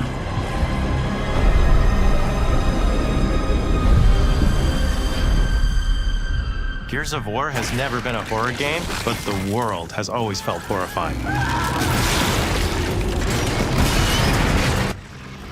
And with E-Day, we lean into that even more. Our new gore system means damage feels meaty, responsive, and That's like a thing I haven't heard in a long time. Remember the original creator of Gears of War, the lead guy, he would call stuff meaty all the time. He'd say, it's meaty, it's chunky, it's meaty. He always said meaty, now they're saying meaty again.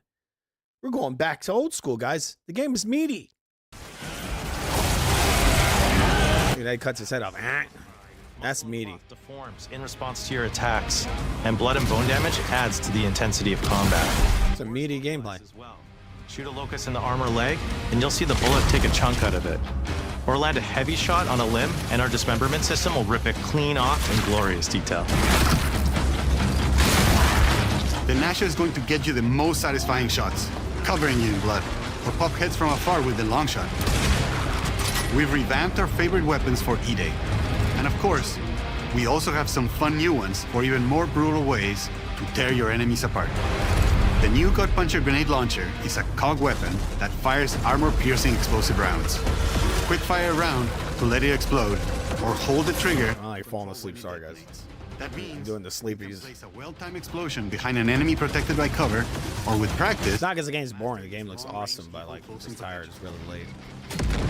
The Incinerator is our new shotgun. You can see the emulsion literally melt. And you see they have an axe on it, so they don't show them hitting them with it, but I assume you can take it and hit them with it. If an enemy It's got an axe on one end, so obviously. You feel the power of getting to incinerate them when they get close. And of course, the Lancer. Lantern.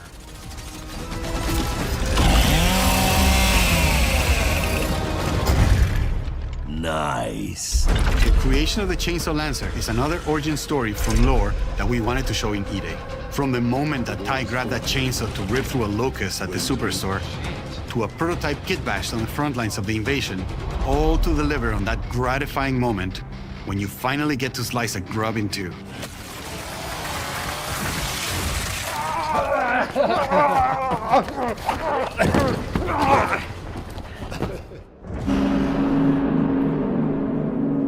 Gears music has always been about tension, escalation, and release. When a fight kicks off, the music hits hard. It tightens as things. Just standing there like an idiot. And when you've dropped the last enemy, you hear that familiar big ringing chord. For E-Day, we kept that structure, but made the sound harsher.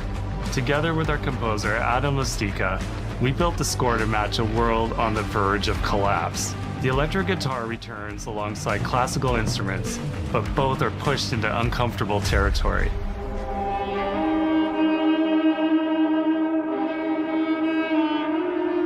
Like dragging a bone saw across a cello, creating dissonance that never fully resolves.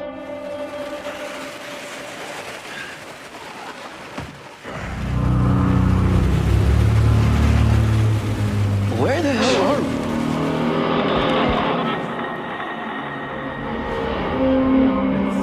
And then there's the sound design.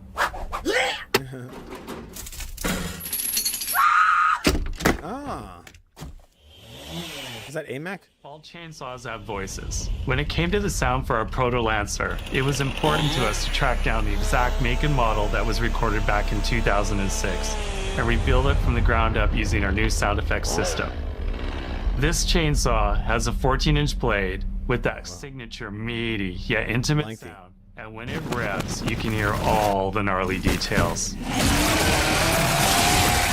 In terms of how you'll experience Kelowna, I always think about our acoustic system like this. I'm walking down a street and I hear the sound reflecting off the walls around me. Then I step into an alley and everything immediately tightens. I come back out into a wide space and the sound opens up again, almost like a cathedral.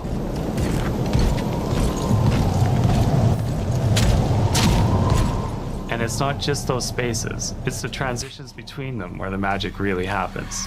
That's where things feel alive. That's acoustics in real time. It's a heavy world. And what better way to experience its dread and tension than through the music and sound that surrounds you? No other game does the squad like Gears does. Our themes, our gameplay, and our modes, they all revolve around this core element. But it's not just about the brotherhood that you experience in the stories. It's also about the bonds you create with your friends. Co-op has always been a part of our DNA. And like every great Gears game, you can bring your own squad to this fight. In campaign, all 4 characters are playable from the start. And we support 4-player online co-op and 2-player split screen on console. In Versus, our sweaty squad-based PvP is back with a collection of 4v4 modes and all new maps set in locations. I saw they showed this. I think it's like Horde mode, but now it's got like 12 players at one time. You know, these guys actually, if it wasn't for the Gears team, you wouldn't even have games like Left 4 Dead. Left 4 Dead comes from Gears of War's Horde mode. Actually, Left 4 Dead comes from Gears of War. Did I just say that? Sorry, guys. I'm like really tired. Left 4 Dead was built off of Gears of War's Horde mode. The war-torn city. Which is actually pretty awesome. We've combined classic Gears symmetrical PvP map design with new traversal opportunities. You'll put your skill to the test alongside a seasonal roadmap of killer content, almost all of which you can just earn by playing the game, completing in-game challenges, events, and achievements. And today, we're excited to announce a dynamic new evolution of Gears' iconic PvE mode, Horde Siege. It's a 12-player mode where all 3 squads fight alongside each other to battle the Locust invasion and defend Kelowna across a range of 3 teams now. We'll have more to share soon. Used to be just 2, I think. Join us for our open beta weekends later this summer. We good? Sergeant Phoenix? Guess we're back to it.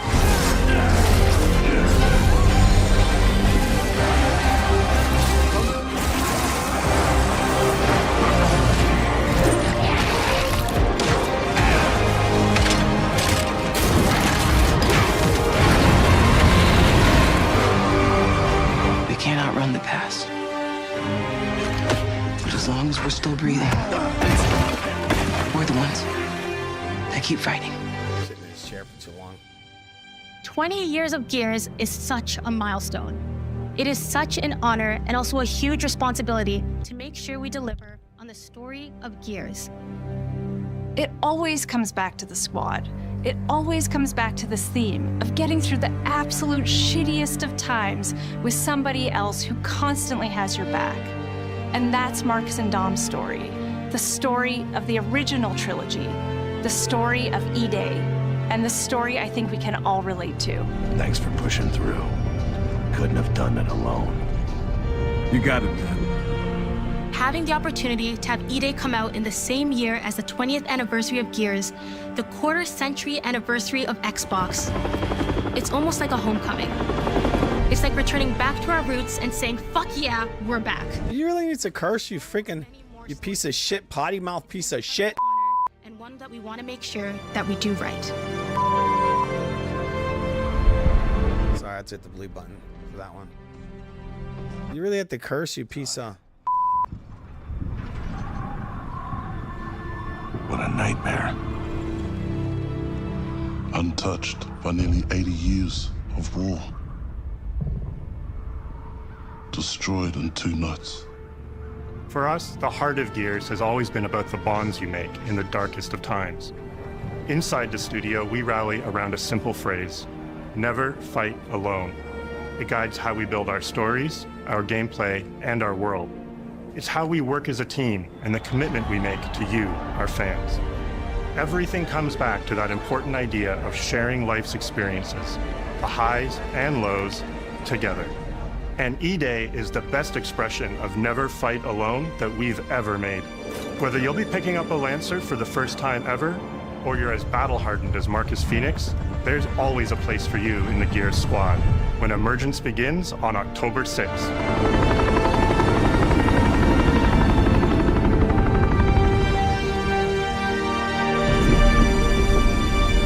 There it is, guys. October 6th, Gears of War, Emergence Day.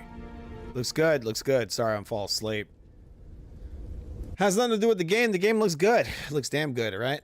We got some other crap to look at. Watch a little bit of some of this other shit. Now I got to get out of here. All right, we had a trailer for the new Resident Evil was announced at the Game Awards on Saturday. This is Resident Evil Veronica, right? This is a remake. I think it's a remake of Code Veronica. We're going to watch a little bit of that, right?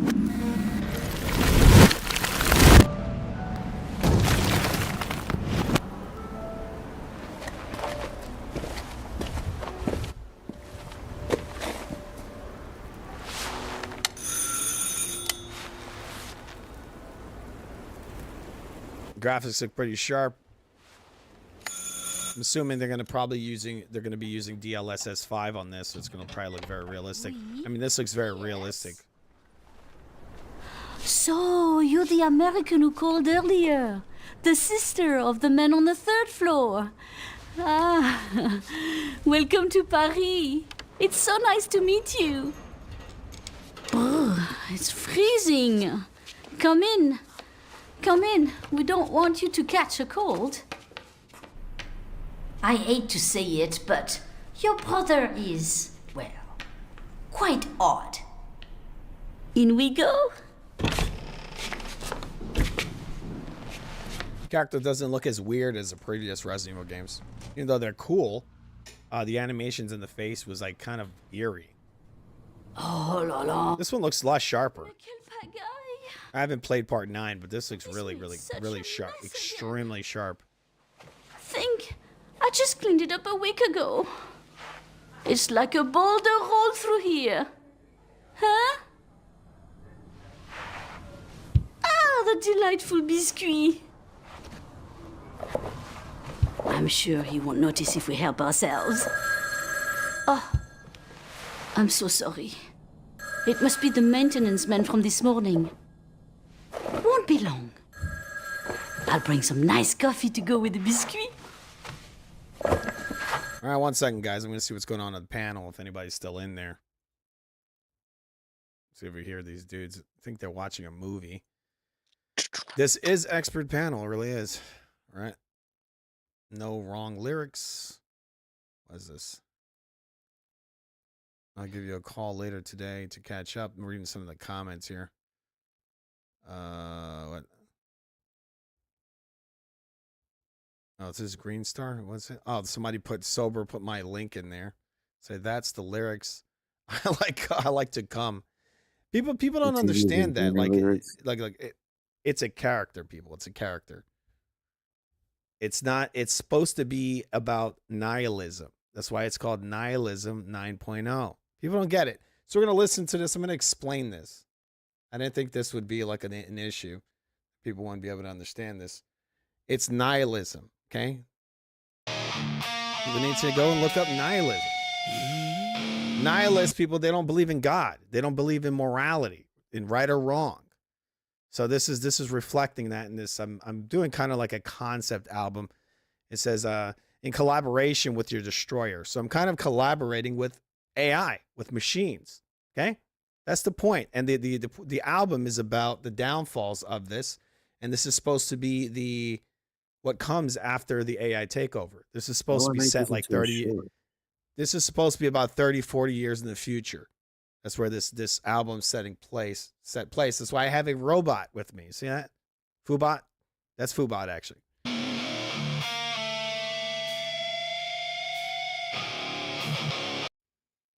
All right, so 1 second, we're gonna listen to this. I don't know why that muted my audio there, but there you go. This is one of the characters of that world. This guy's a reflection of what I'm talking about in the song. This guy's actually a famous film director's son who actually murdered his own father. Okay, so he is like kind of like the embodiment of this character I'm talking about. This guy is completely degenerate. He says why he says I'm shit on his face, right? He's not actually supposed to be the singer of this song. This song is actually supposed to be set. I was gonna set it. It's supposed to be set in a nightclub, right? So it's sort of like really shady part of town. People really hating the fact that the world is completely changed. They're all motherfucker, ain't he? Oh, they're no. all Stomping your they're head, all and homeboy. they've been upgraded. You know, they put machinery in their bodies and so on, and they're very angry about the fact that they've been replaced. You know, so that's kind of the idea.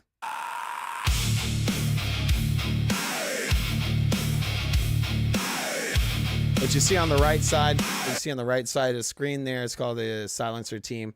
That's like the sleepers. They come in there and they take out people that are against the system. It's sort of like the Nazis, pretty much. I hate you. I hate God. I hate mom and dad. And also, this was supposed to be like funny. This is actually supposed to be funny. It's similar to like if you guys listen to bands like Drowning Pool. Let the bodies hit the flow. You know, they got like very simplistic lyrics. I actually, when I wrote that, I was like, this is hilarious. Like I laughed at it. And I sang this thing. And I thought it was hilarious when I made it. Like when I says, I fuck, what is it? I like guys, something like that.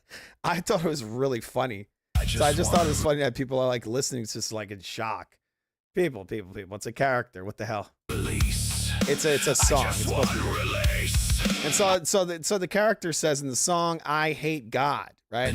It's nihilism, right? It's basically a person who is in a turn my video into a short. What the it's a person who's in a fallen state. So I don't know if you guys notice this, but this is what a lot of leftists are like, hardcore leftists. They're nihilists. They despise life. They even hate themselves.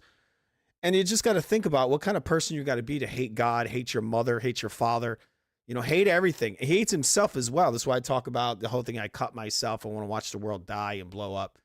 It's very comical in a way, the way I presented it. To me, it's kind of comical. It's funny. That's thing I keep going on about come. I think that's fucking hilarious. That's funny. Like people don't get that. They're shocked by that. This shit is comically bad. And that's the point of it. It's supposed to be funny. Because a lot of times, believe it or not, a lot of leftists who have these beliefs are actually kind of funny. They're kind of comical in their belief systems. They're usually really over the top. I mean, come on. I hate you. You think you're a woman or you're a guy who thinks you're a girl. But that shit could be comical. Like a lot of leftist ideas can be comical. They're very illogical many times.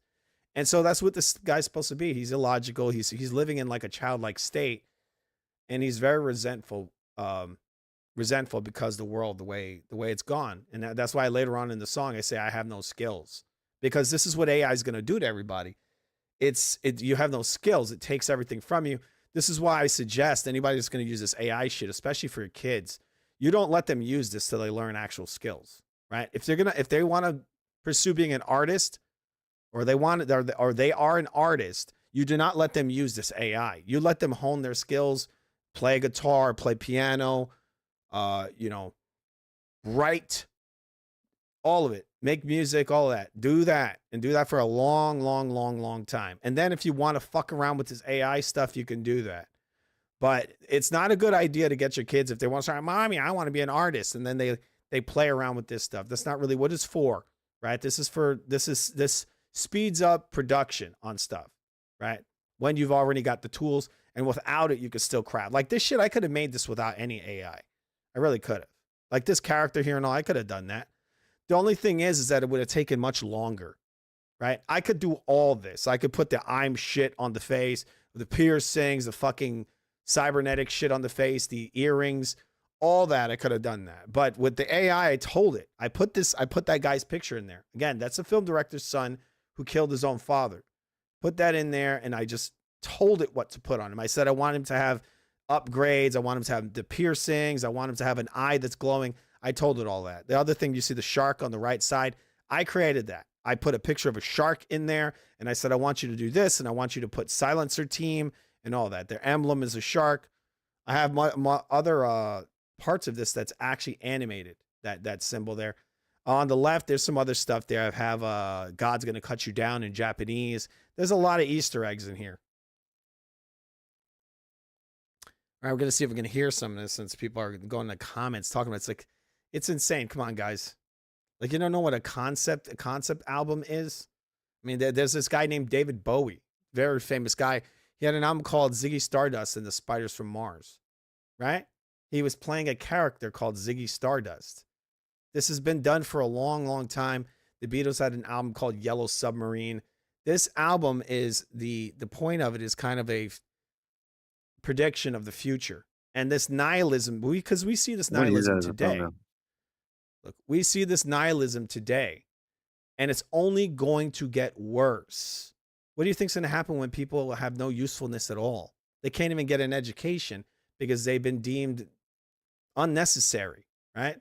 Like you don't have much of a purpose. They're just like, they'll call you a useless eater because you have no purpose.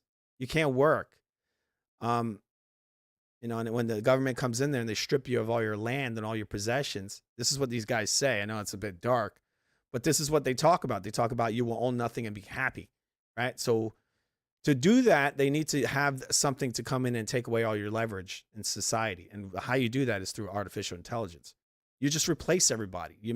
This is what they call the singularity. This piece of music, this art project I'm doing here, concept album, which is in collaboration with artificial intelligence. I'm learning what this thing is while I'm doing this project. And I'll tell you this, it leaves you feeling really empty. It really does. And the fact that this thing iterates so much, it can iterate like that. I don't want to boom. It could just pump out all kinds of different versions. It does it so much faster than I ever could dream of doing. It's weird. It's actually really crazy. And I mean, but the thing is that you're not gonna, like, people that misuse this, that they come in there and they try to take credit for shit they didn't create. That's crazy. I load my full music into this thing, full tracks, and I feel bad about it because it does shit to them that it just doesn't sound right. It doesn't sound like what it should sound like. Even if I tell it not to manipulate it too much, it's still been manipulated. Right? It's like anything you put into this usually comes out a little different. It really is. But I am collaborating with artificial intelligence. That's what this whole project is about. And so I'm looking at it's comical. It's very comical. And the people are misreading this. They're like, oh, look, he wrote a song about cum. It's like, come on, bro. Come on. And no one else has the balls to make stuff like this. They really don't. Not even like you see edgy guys like Marilyn Manson. I like Manson's stuff, but he would never say this. Right? He's not going to say this because he's not doing it. He does concept albums, but not like this. Like, again, I feel like this shit has a sense of humor. It's got humor to it because nihilism is funny. It really is. Nihilists can be very funny in their belief systems. God, I hate mom and dad. I just want release. I just want release. So the I just want release, that's the joy seeking, right? I've seen a lot of hipsters and leftists like this. They literally hate their mothers, their fathers, religion. I just watched this video about this family who ate fucking. They literally hate like good and evil. They don't believe in morality. They believe everything's subjective. So what can you get from this is really the core of it. This really is how these people operate. They're against their parents. They hate their parents. They hate their values. They're against religion. They really literally want the world to die. They hate people. This is why they're anti-natalists. Anti-natalism, they literally say there's too many people on the planet, right? They say a lot of these anti-human messages. So when you have a person like that, and then they enjoy certain aspects of life, mostly sexuality, because I don't know if you've noticed, when a lot of nihilists and people on the left, or on the right as well, they engage in this extreme sexual acts and just all the trappings of the world, all the negative things. So they become drug addicts.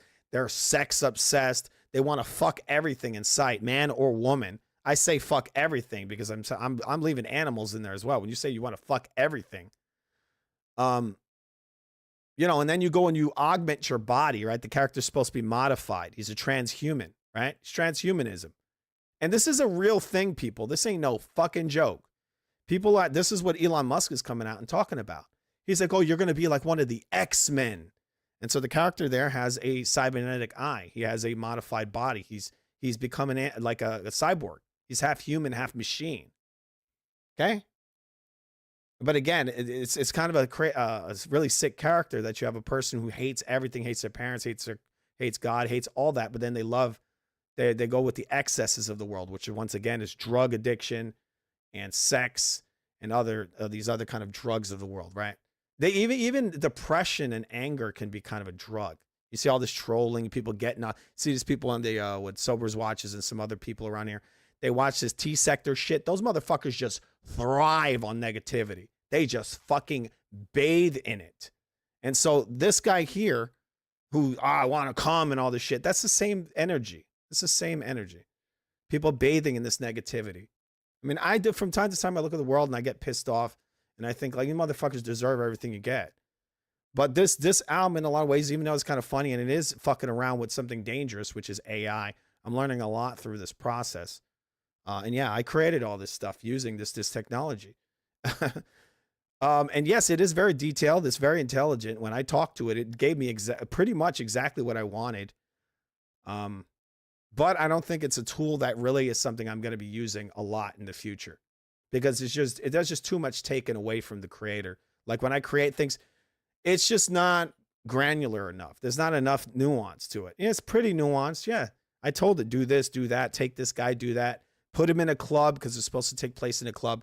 This music is supposed to be like nihilistic rage music of the future, of like I would say somewhere around the 2050, around there.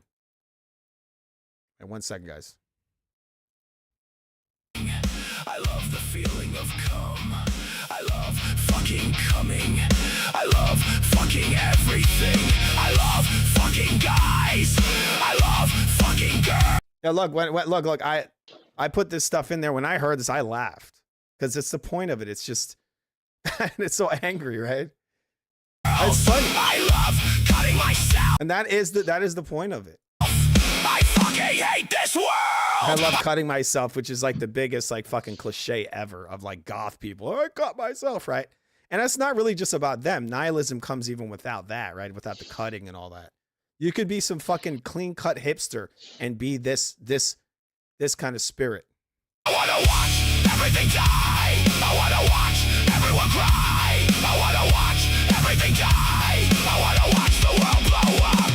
I wanna watch the world die. I wanna watch everything blow up.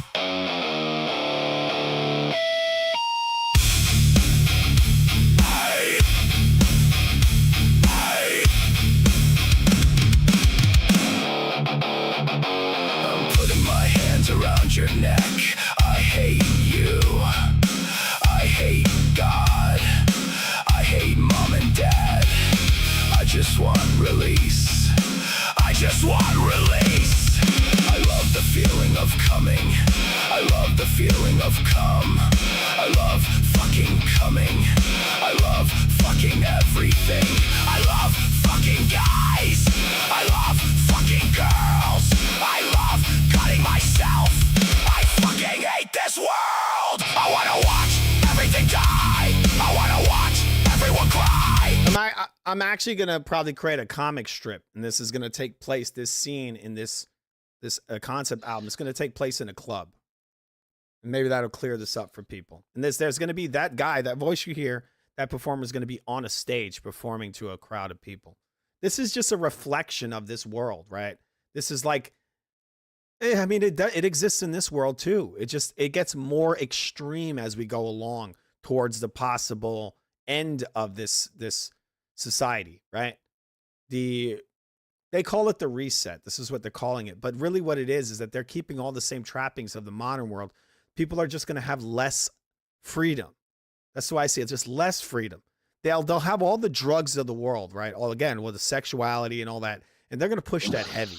This is why we see this guy over here. We're watching this Gears of War shit. We got a guy on there that's, thinks he's a woman. And they need to push that to the front of this shit. We're watching a video game, bro. We don't need to know this guy's, delusions. We don't. So that hasn't ended, and they're just going to keep pushing it and pushing it. And the envelope, this is the what leftism is and nihilism and all that. Their virtue was to be barrier breaking. This is what they do. They break down all the barriers that were created by the people before them. So if the left says, or the right says, or good says, don't do this, then the mission of the left is to destroy that and to do the opposite. This is why usually you could say leftism or Satanism, the symbol of it is the inversion of a cross. It's to take the world and just turn it on its head. So anything that is virtuous and right, they're going to turn it on its head. They're going to invert it. So if they say a man should be with a woman and have children, they're going to say, no, you're going to be with a man, or you're going to be with a woman, but it's not to have children. You're going to fuck her, but you're not going to have kids. And they're just going to twist everything. The whole desire is to distort reality. And they say, well, there is no reality. This is what these people say. There's no objective reality. It's just all whatever we make it. All right, well, the world doesn't work that way. Even our legal system does not really work that way. Yeah, there's exceptions if, there's a crime of passion or you're trying to defend yourself. They say you cannot murder someone, but if someone attacks you, you might end up killing them. But that really legally would not be considered murder. That would be self-defense, which is not really murder. I wanna watch everything die. I wanna watch the world blow up. I wanna watch the world. I'm just explaining this because people listen to this and they don't know, because you're watching it completely out of context. This thing here, this song, is mixed in with a bundle of songs. A bundle. This is an album. I don't know if people listen to albums anymore, but this song here is connected to a series of songs. This is just a piece of a story. Just envision it as like you're watching The Crow, and the crow walks into a club and there's some stuff going on like this, right? He just walks in there and it's just happening. It's just a part of a big picture, a bigger picture. I wanna watch everything blow up. I wanna watch everything blow up.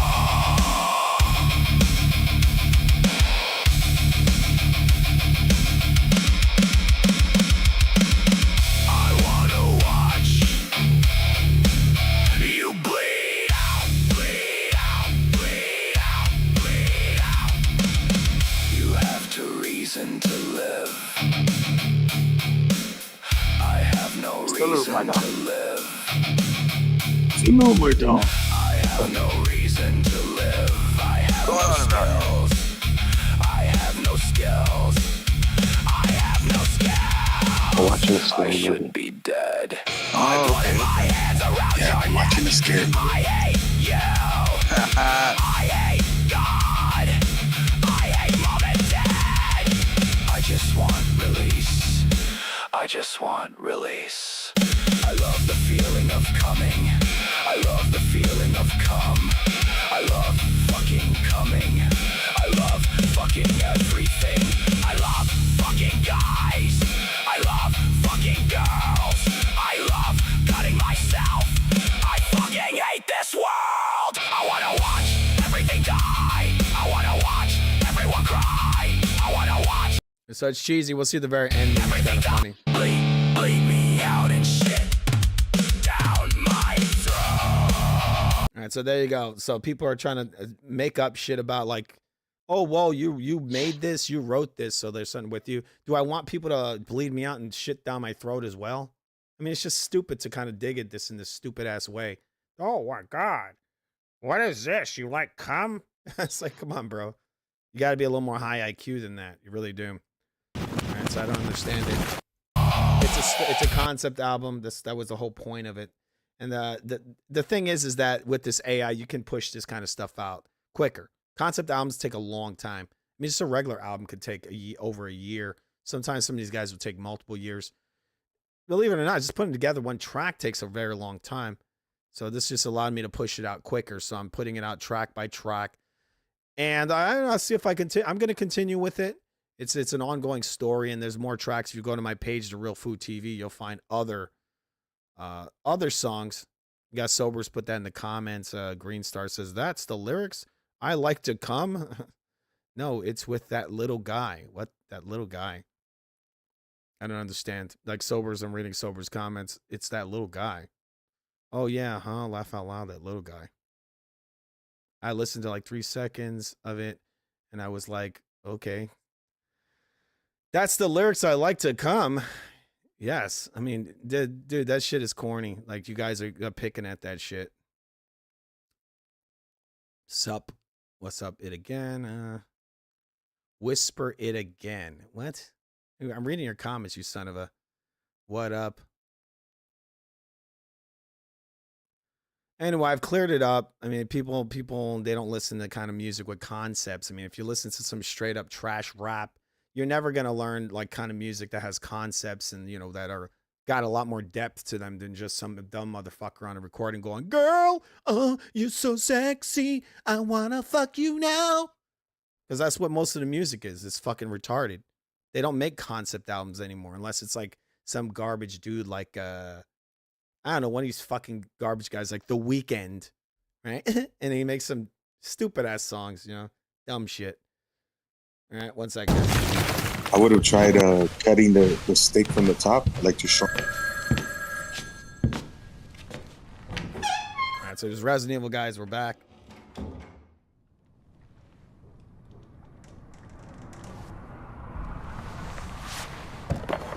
So yeah, that's the kind of concept album I'm working on. It's a what is it? In collaboration with your Destroyer, right? And that's exactly what I'm doing. It's literally I'm educating AI and I'm writing all the lyrics and all that. The songs, there's some pretty good stuff in there. I think it's pretty good. Other than The Coming, I mean, they could talk about another song. You know, there are other ones in there.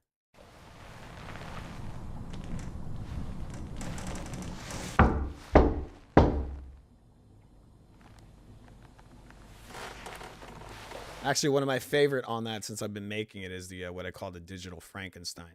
That's my favorite one. The other one's just funny. It is. It's funny, definitely.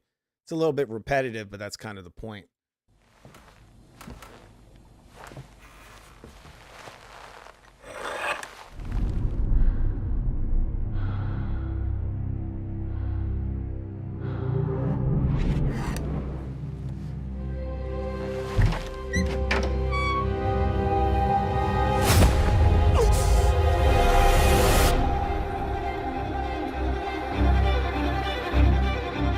So this is the Veronica. It's the, I think it actually is a remake of Resident Evil Code Veronica, which I never actually finished that one. This one of the Resident Evil games I never finished.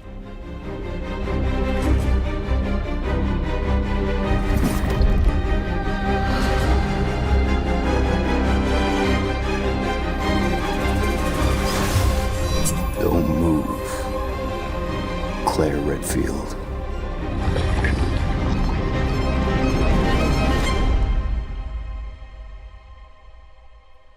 All right, so there you go. I think that's it. The reveal of Resident Evil Code Veronica or Veronica.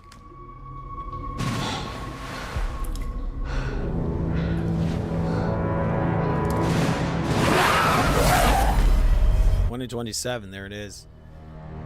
Amazing. Funny, once again, I was talking about this earlier. You see this? This is Sony. They put this out for Sony, Japanese company. They pretend that it's only on the PlayStation 5. You notice that? Microsoft doesn't do this. They're very honest and they say, oh, well, it's coming to PlayStation and Xbox. Why would you do that? Your competition is not doing that. They're pretending that this game is only on PlayStation 5. Because obviously, if you look over here, where's the Xbox logo, bro? Where's the PC logo? Nothing. It just says PlayStation 5 games. Resident Evil Veronica announcement. Trailer. PS5 games. So they're misrepresenting this and they're pretending that it's only on the PlayStation. And guess who's putting this video out? Sony is. PlayStation. You guys see me circling this? Sony PlayStation on their official page put out this video of a third-party title, which is not exclusive, and pretended that it is. And this is one of the reasons why Sony is selling more consoles than you, Xbox. This is the reason why, because they're lying. So if they're going to play dirty like this, then you should do the same. This guy's had a whole press event today, and every single fucking game they said it's on PlayStation, it's on Nintendo Switch, it's on Steam, and it's on Xbox. You don't do that. You do the press event and you say Xbox. It's on Xbox, Xbox exclusive. That's all you should see the whole fucking show. If the game, even if it's third party, you say Xbox. You don't show any other logos other than Xbox. And really what you should have done on top of that is you should have said exclusive, everything fucking exclusive. Because that's how you sell hardware. You don't sell it through, oh, well, look, we got 15 fucking games and only 2 of them are exclusive. That's not how you sell hardware. That's how you do it. That's why I was disappointed. They had a good catalog, a very good catalog of games there of upcoming games, but they're on PlayStation and Xbox. So that kind of dilutes your brand. Now, if you would have kept that shit all exclusive, people would be like, Sony's got Wolverine, and they got this stupid game with this lady, this fake ass God of War that's coming out in 2027. All right, Xbox got Call of Duty, they got Doom, they got Gears of War, they got Hellblade, whatever. They got loads of fucking games they showed today. Fable, all that, so many titles, and then they're just like PlayStation the whole fucking time. How are you going to sell hardware that way?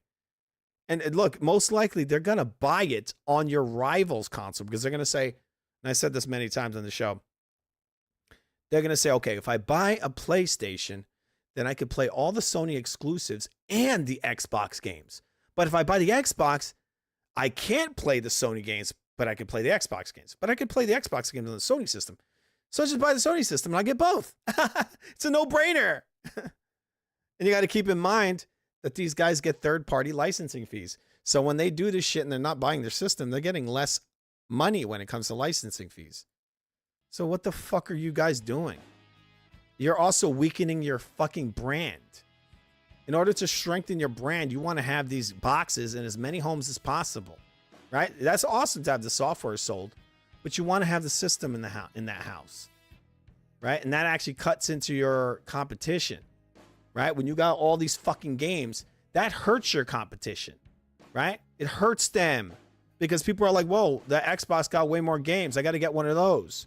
But since you're putting these fucking games on the PlayStation, they're getting 30% of your fucking income from every game that you put on there. So if you go in there and you put fucking hundreds of millions of dollars in a title, Sony doesn't put a penny into it and still takes 30% of your income. 30%. And you rather do that than fucking put it on your system? No, we're going to make it multi-platform. And we're going to keep Sony in business because Sony doesn't make shit. You're just going to load their catalog with titles. Oh, here's Halo. Here's Hellblade. Here's fucking, it's just like so many titles that they're putting on there. Fable. They're putting Forza on there. I already said Halo's on there. Halo. What the fuck are you guys thinking? Anyway, I don't think they're making the best strategic moves, but just like I said at the beginning of the show, these guys are talking about we're gonna go and fulfill these obligations, these agreements we've made, and then later on we're gonna go case by case, and we're gonna basically, they said they're gonna start pulling titles. They're gonna go case by case, and they're gonna be like, that's exclusive, that one is exclusive, and they're gonna go with that route. Okay. All right, but with that said, here's another title from Xbox that they've made third party. That they made. It's one of their first party titles, but they were like, hey, we need to put this on everything. It's like, you guys are crazy.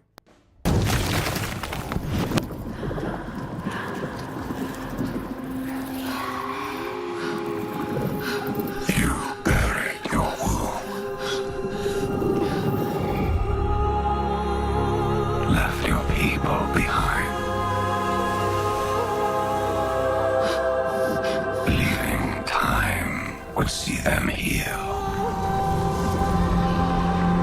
But what is left in the dark sickens.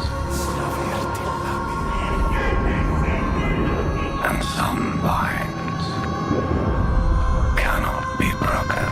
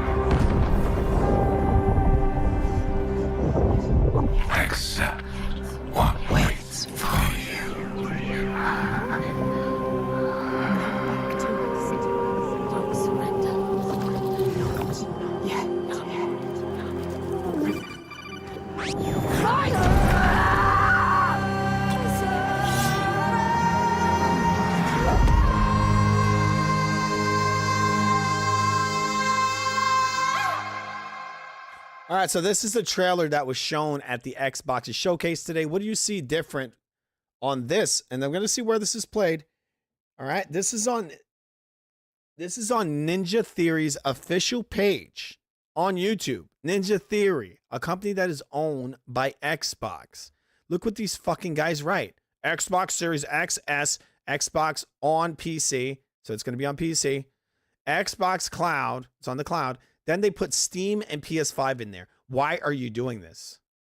Why the fuck would you do that?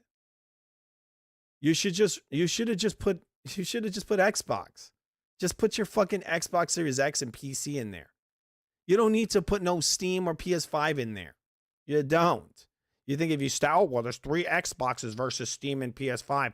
That's 3 places for Xbox and just 2 for outside of Xbox. No, you should make it where the shit looks like it's exclusive. That's what Sony does. Look, even if you're going to share this shit, you should make it look exclusive.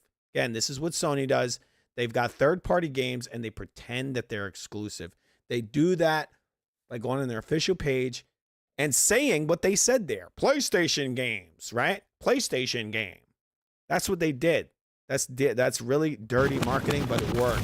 That's one of the reasons why people are buying PlayStation consoles and not Xbox consoles. Yes, they're buying Xbox games, but they're not buying the consoles. Okay? 1 second, guys. We saw that a second ago. Gears of War, Senua. I had that. Where the fuck did I put this? I had that video in there.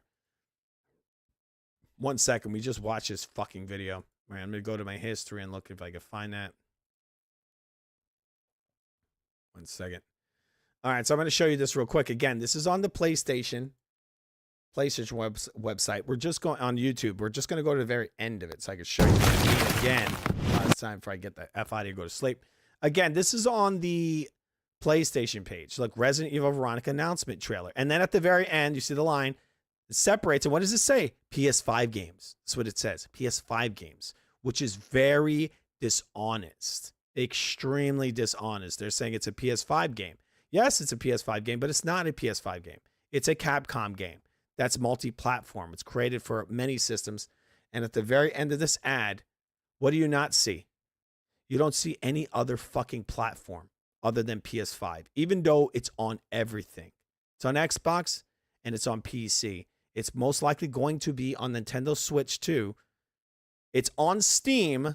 It's on everything. It's on fucking everything. But when Sony shows this, they say PS5 and they say PS5 games. They're lying. They always do this. And this is the number one reason why this system is selling more consoles than Xbox. There's no doubt about it because they do this for everything that they fucking show. They constantly misrepresent where these games are. All right, so we'll look at another one just for shits and giggles. All right, Sony other day had a event, not very impressive. Xbox's event was far better, but once again, for the last time today, they unlike they didn't have a very good showing. But the thing is that Xbox is putting their stuff on multiple systems, which is maybe a thing they shouldn't do anymore. They want to bring people back into their ecosystem and have it where, incentivize people to come in and buy their hardware. Sony's doing that. They have exclusives. They don't have a lot of them. They don't have a lot of games, period. But they do have exclusives. They're into exclusives. We'll see this again. Just for the hell of it, I'm going to check this out and see if it's the same. All right. All right, so we got another game over here. It's Control. They have a new Control game coming out. The hammer, once again, as you can see, Control, all right? And then to the very end, what does it say? It says PS5 games. I'm going to go to the end of this trailer. 1 second, just to prove my point. There it is, Control. And there it is, like September 24, 2026. Pre-order now. Why the fuck would you pre-order a digital game? Why? And then at the bottom, what does it say? It says PS5. It says PS5 at the bottom. Well, I don't see any Nintendo logo. I don't see any Xbox. I don't see any Steam. I don't see shit. All I see is PS5. And that's the way you do it. That's the way you do it. If you want to trick people, this is what you do. You don't let them know that it's on anything else, right? We're going to look at, they have another trailer here on their page, I think. I'm going to skip ahead on this is Tomb Raider. Second, guys. One moment. Does this have any systems on it at all? I don't know. This is February 12th. So the new Tomb Raider is coming out next year. I don't understand why they're advertising right now. It comes out in 2027. All right, I'm going to go back to Sony's page. I'm going to see what they got. Videos, right? I'm going to scroll around because I want to prove. Well, I've already proven my point. But we'll just beat this horse to death a couple of times, right? One moment. All right, we got Chronos there, some DLC. It says PS5 games. I don't think you see that on the Xbox's page. That is specifically created to mislead the public who look at the shit. PS5 games. Well, we're on a PS5 page. PS5 games. If I go to Xbox's page, they're not going to put that in there. This is just a big old fucking lie, right? It's not a PS5 game. It's just a game. It's a multi-platform title. It's on many different pieces of hardware. These guys pretend that they created this and it's only on their system, right? Right, so what is this? Little Nightmares 3. The backstage DLC revealed PS5 and PS4 games. You see how they lie? So it's on. So they're saying it's not. It's on PS5 and PS4 game. PS5 and PS4 games. Meanwhile, this shit's on everything: Xbox, Nintendo, PC, all of it. When people see this, they go, "Oh, I gotta get one of those PlayStations," and they do this always. And on TV, Sony has they advertise a lot, and they usually try to misrepresent everything. This is one of the things they would do with Call of Duty for years. They got pissed off. This shit works. No joke, this shit works.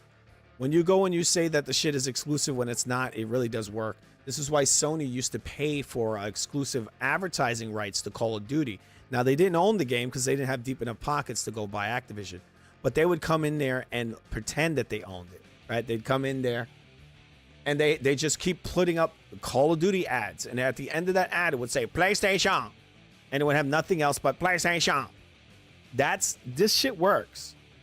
This stuff works. This is why they paid all that money to have it where they get the exclusive rights to advertise Call of Duty. Because they want to sell it because it's one of the biggest games in the world. And they want to pretend that they have exclusive rights to it. Right? Which they don't.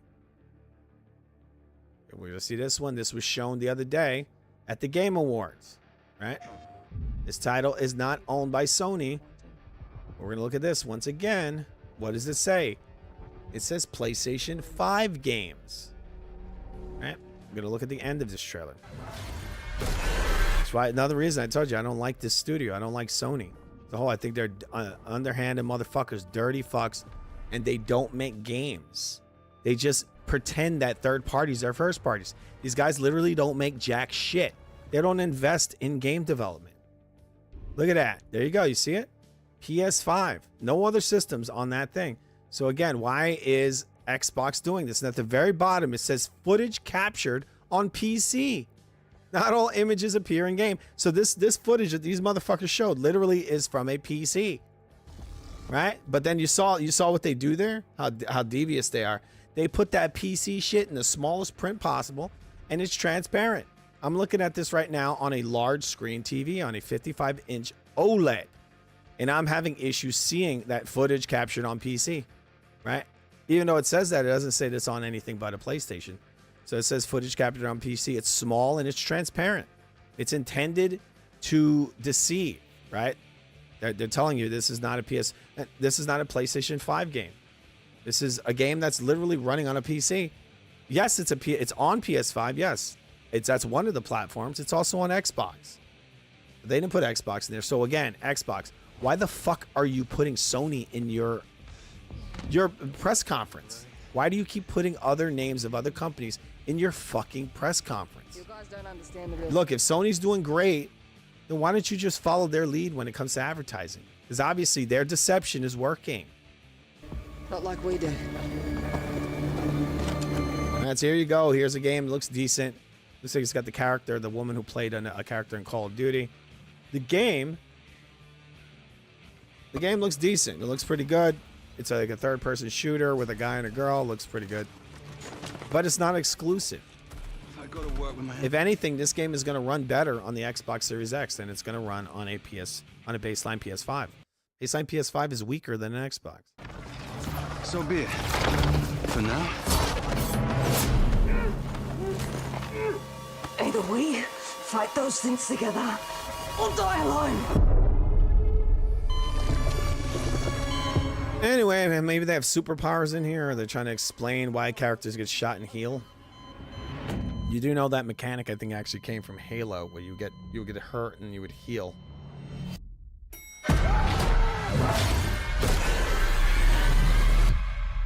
All right.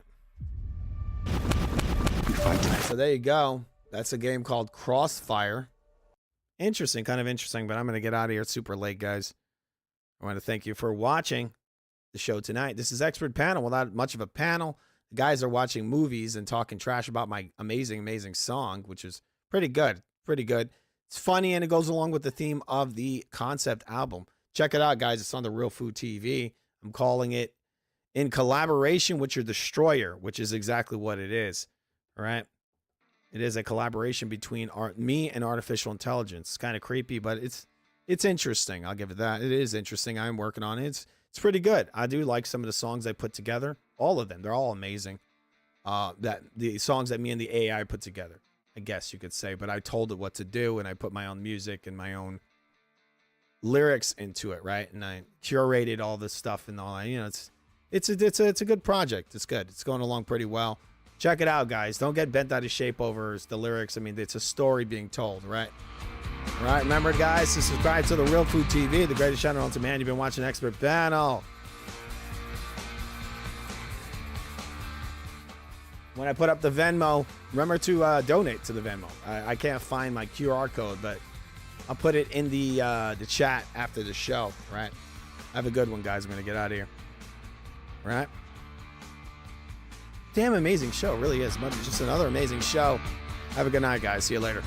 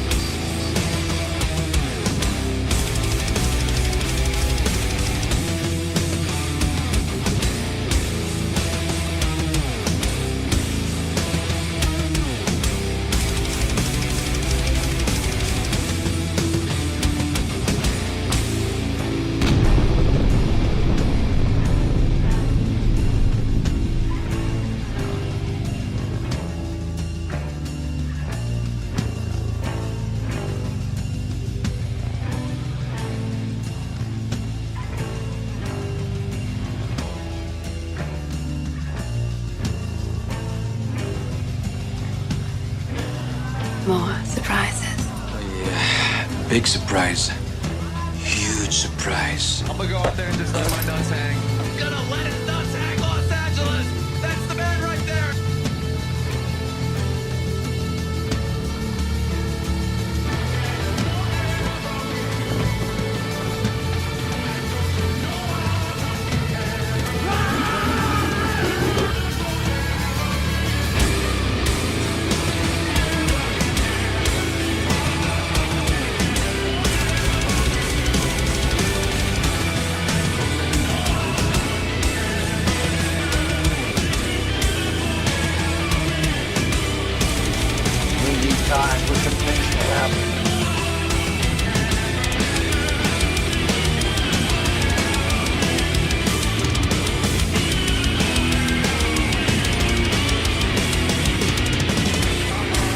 Man, you fight with nobody.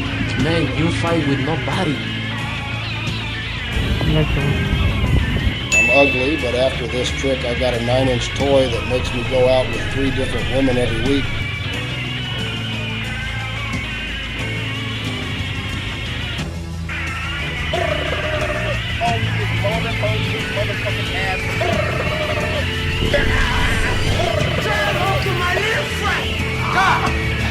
Okay, so huh?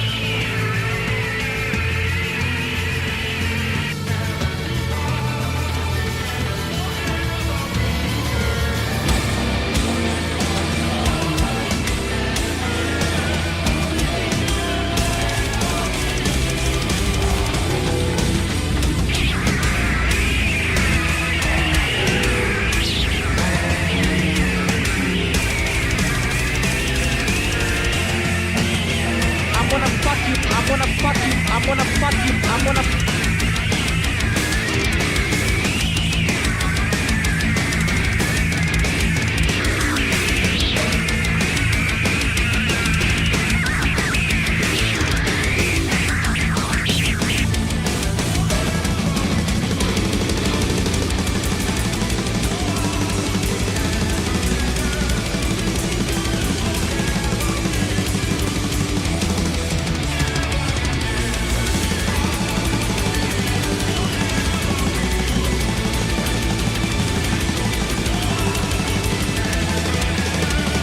I'm gonna fuck you.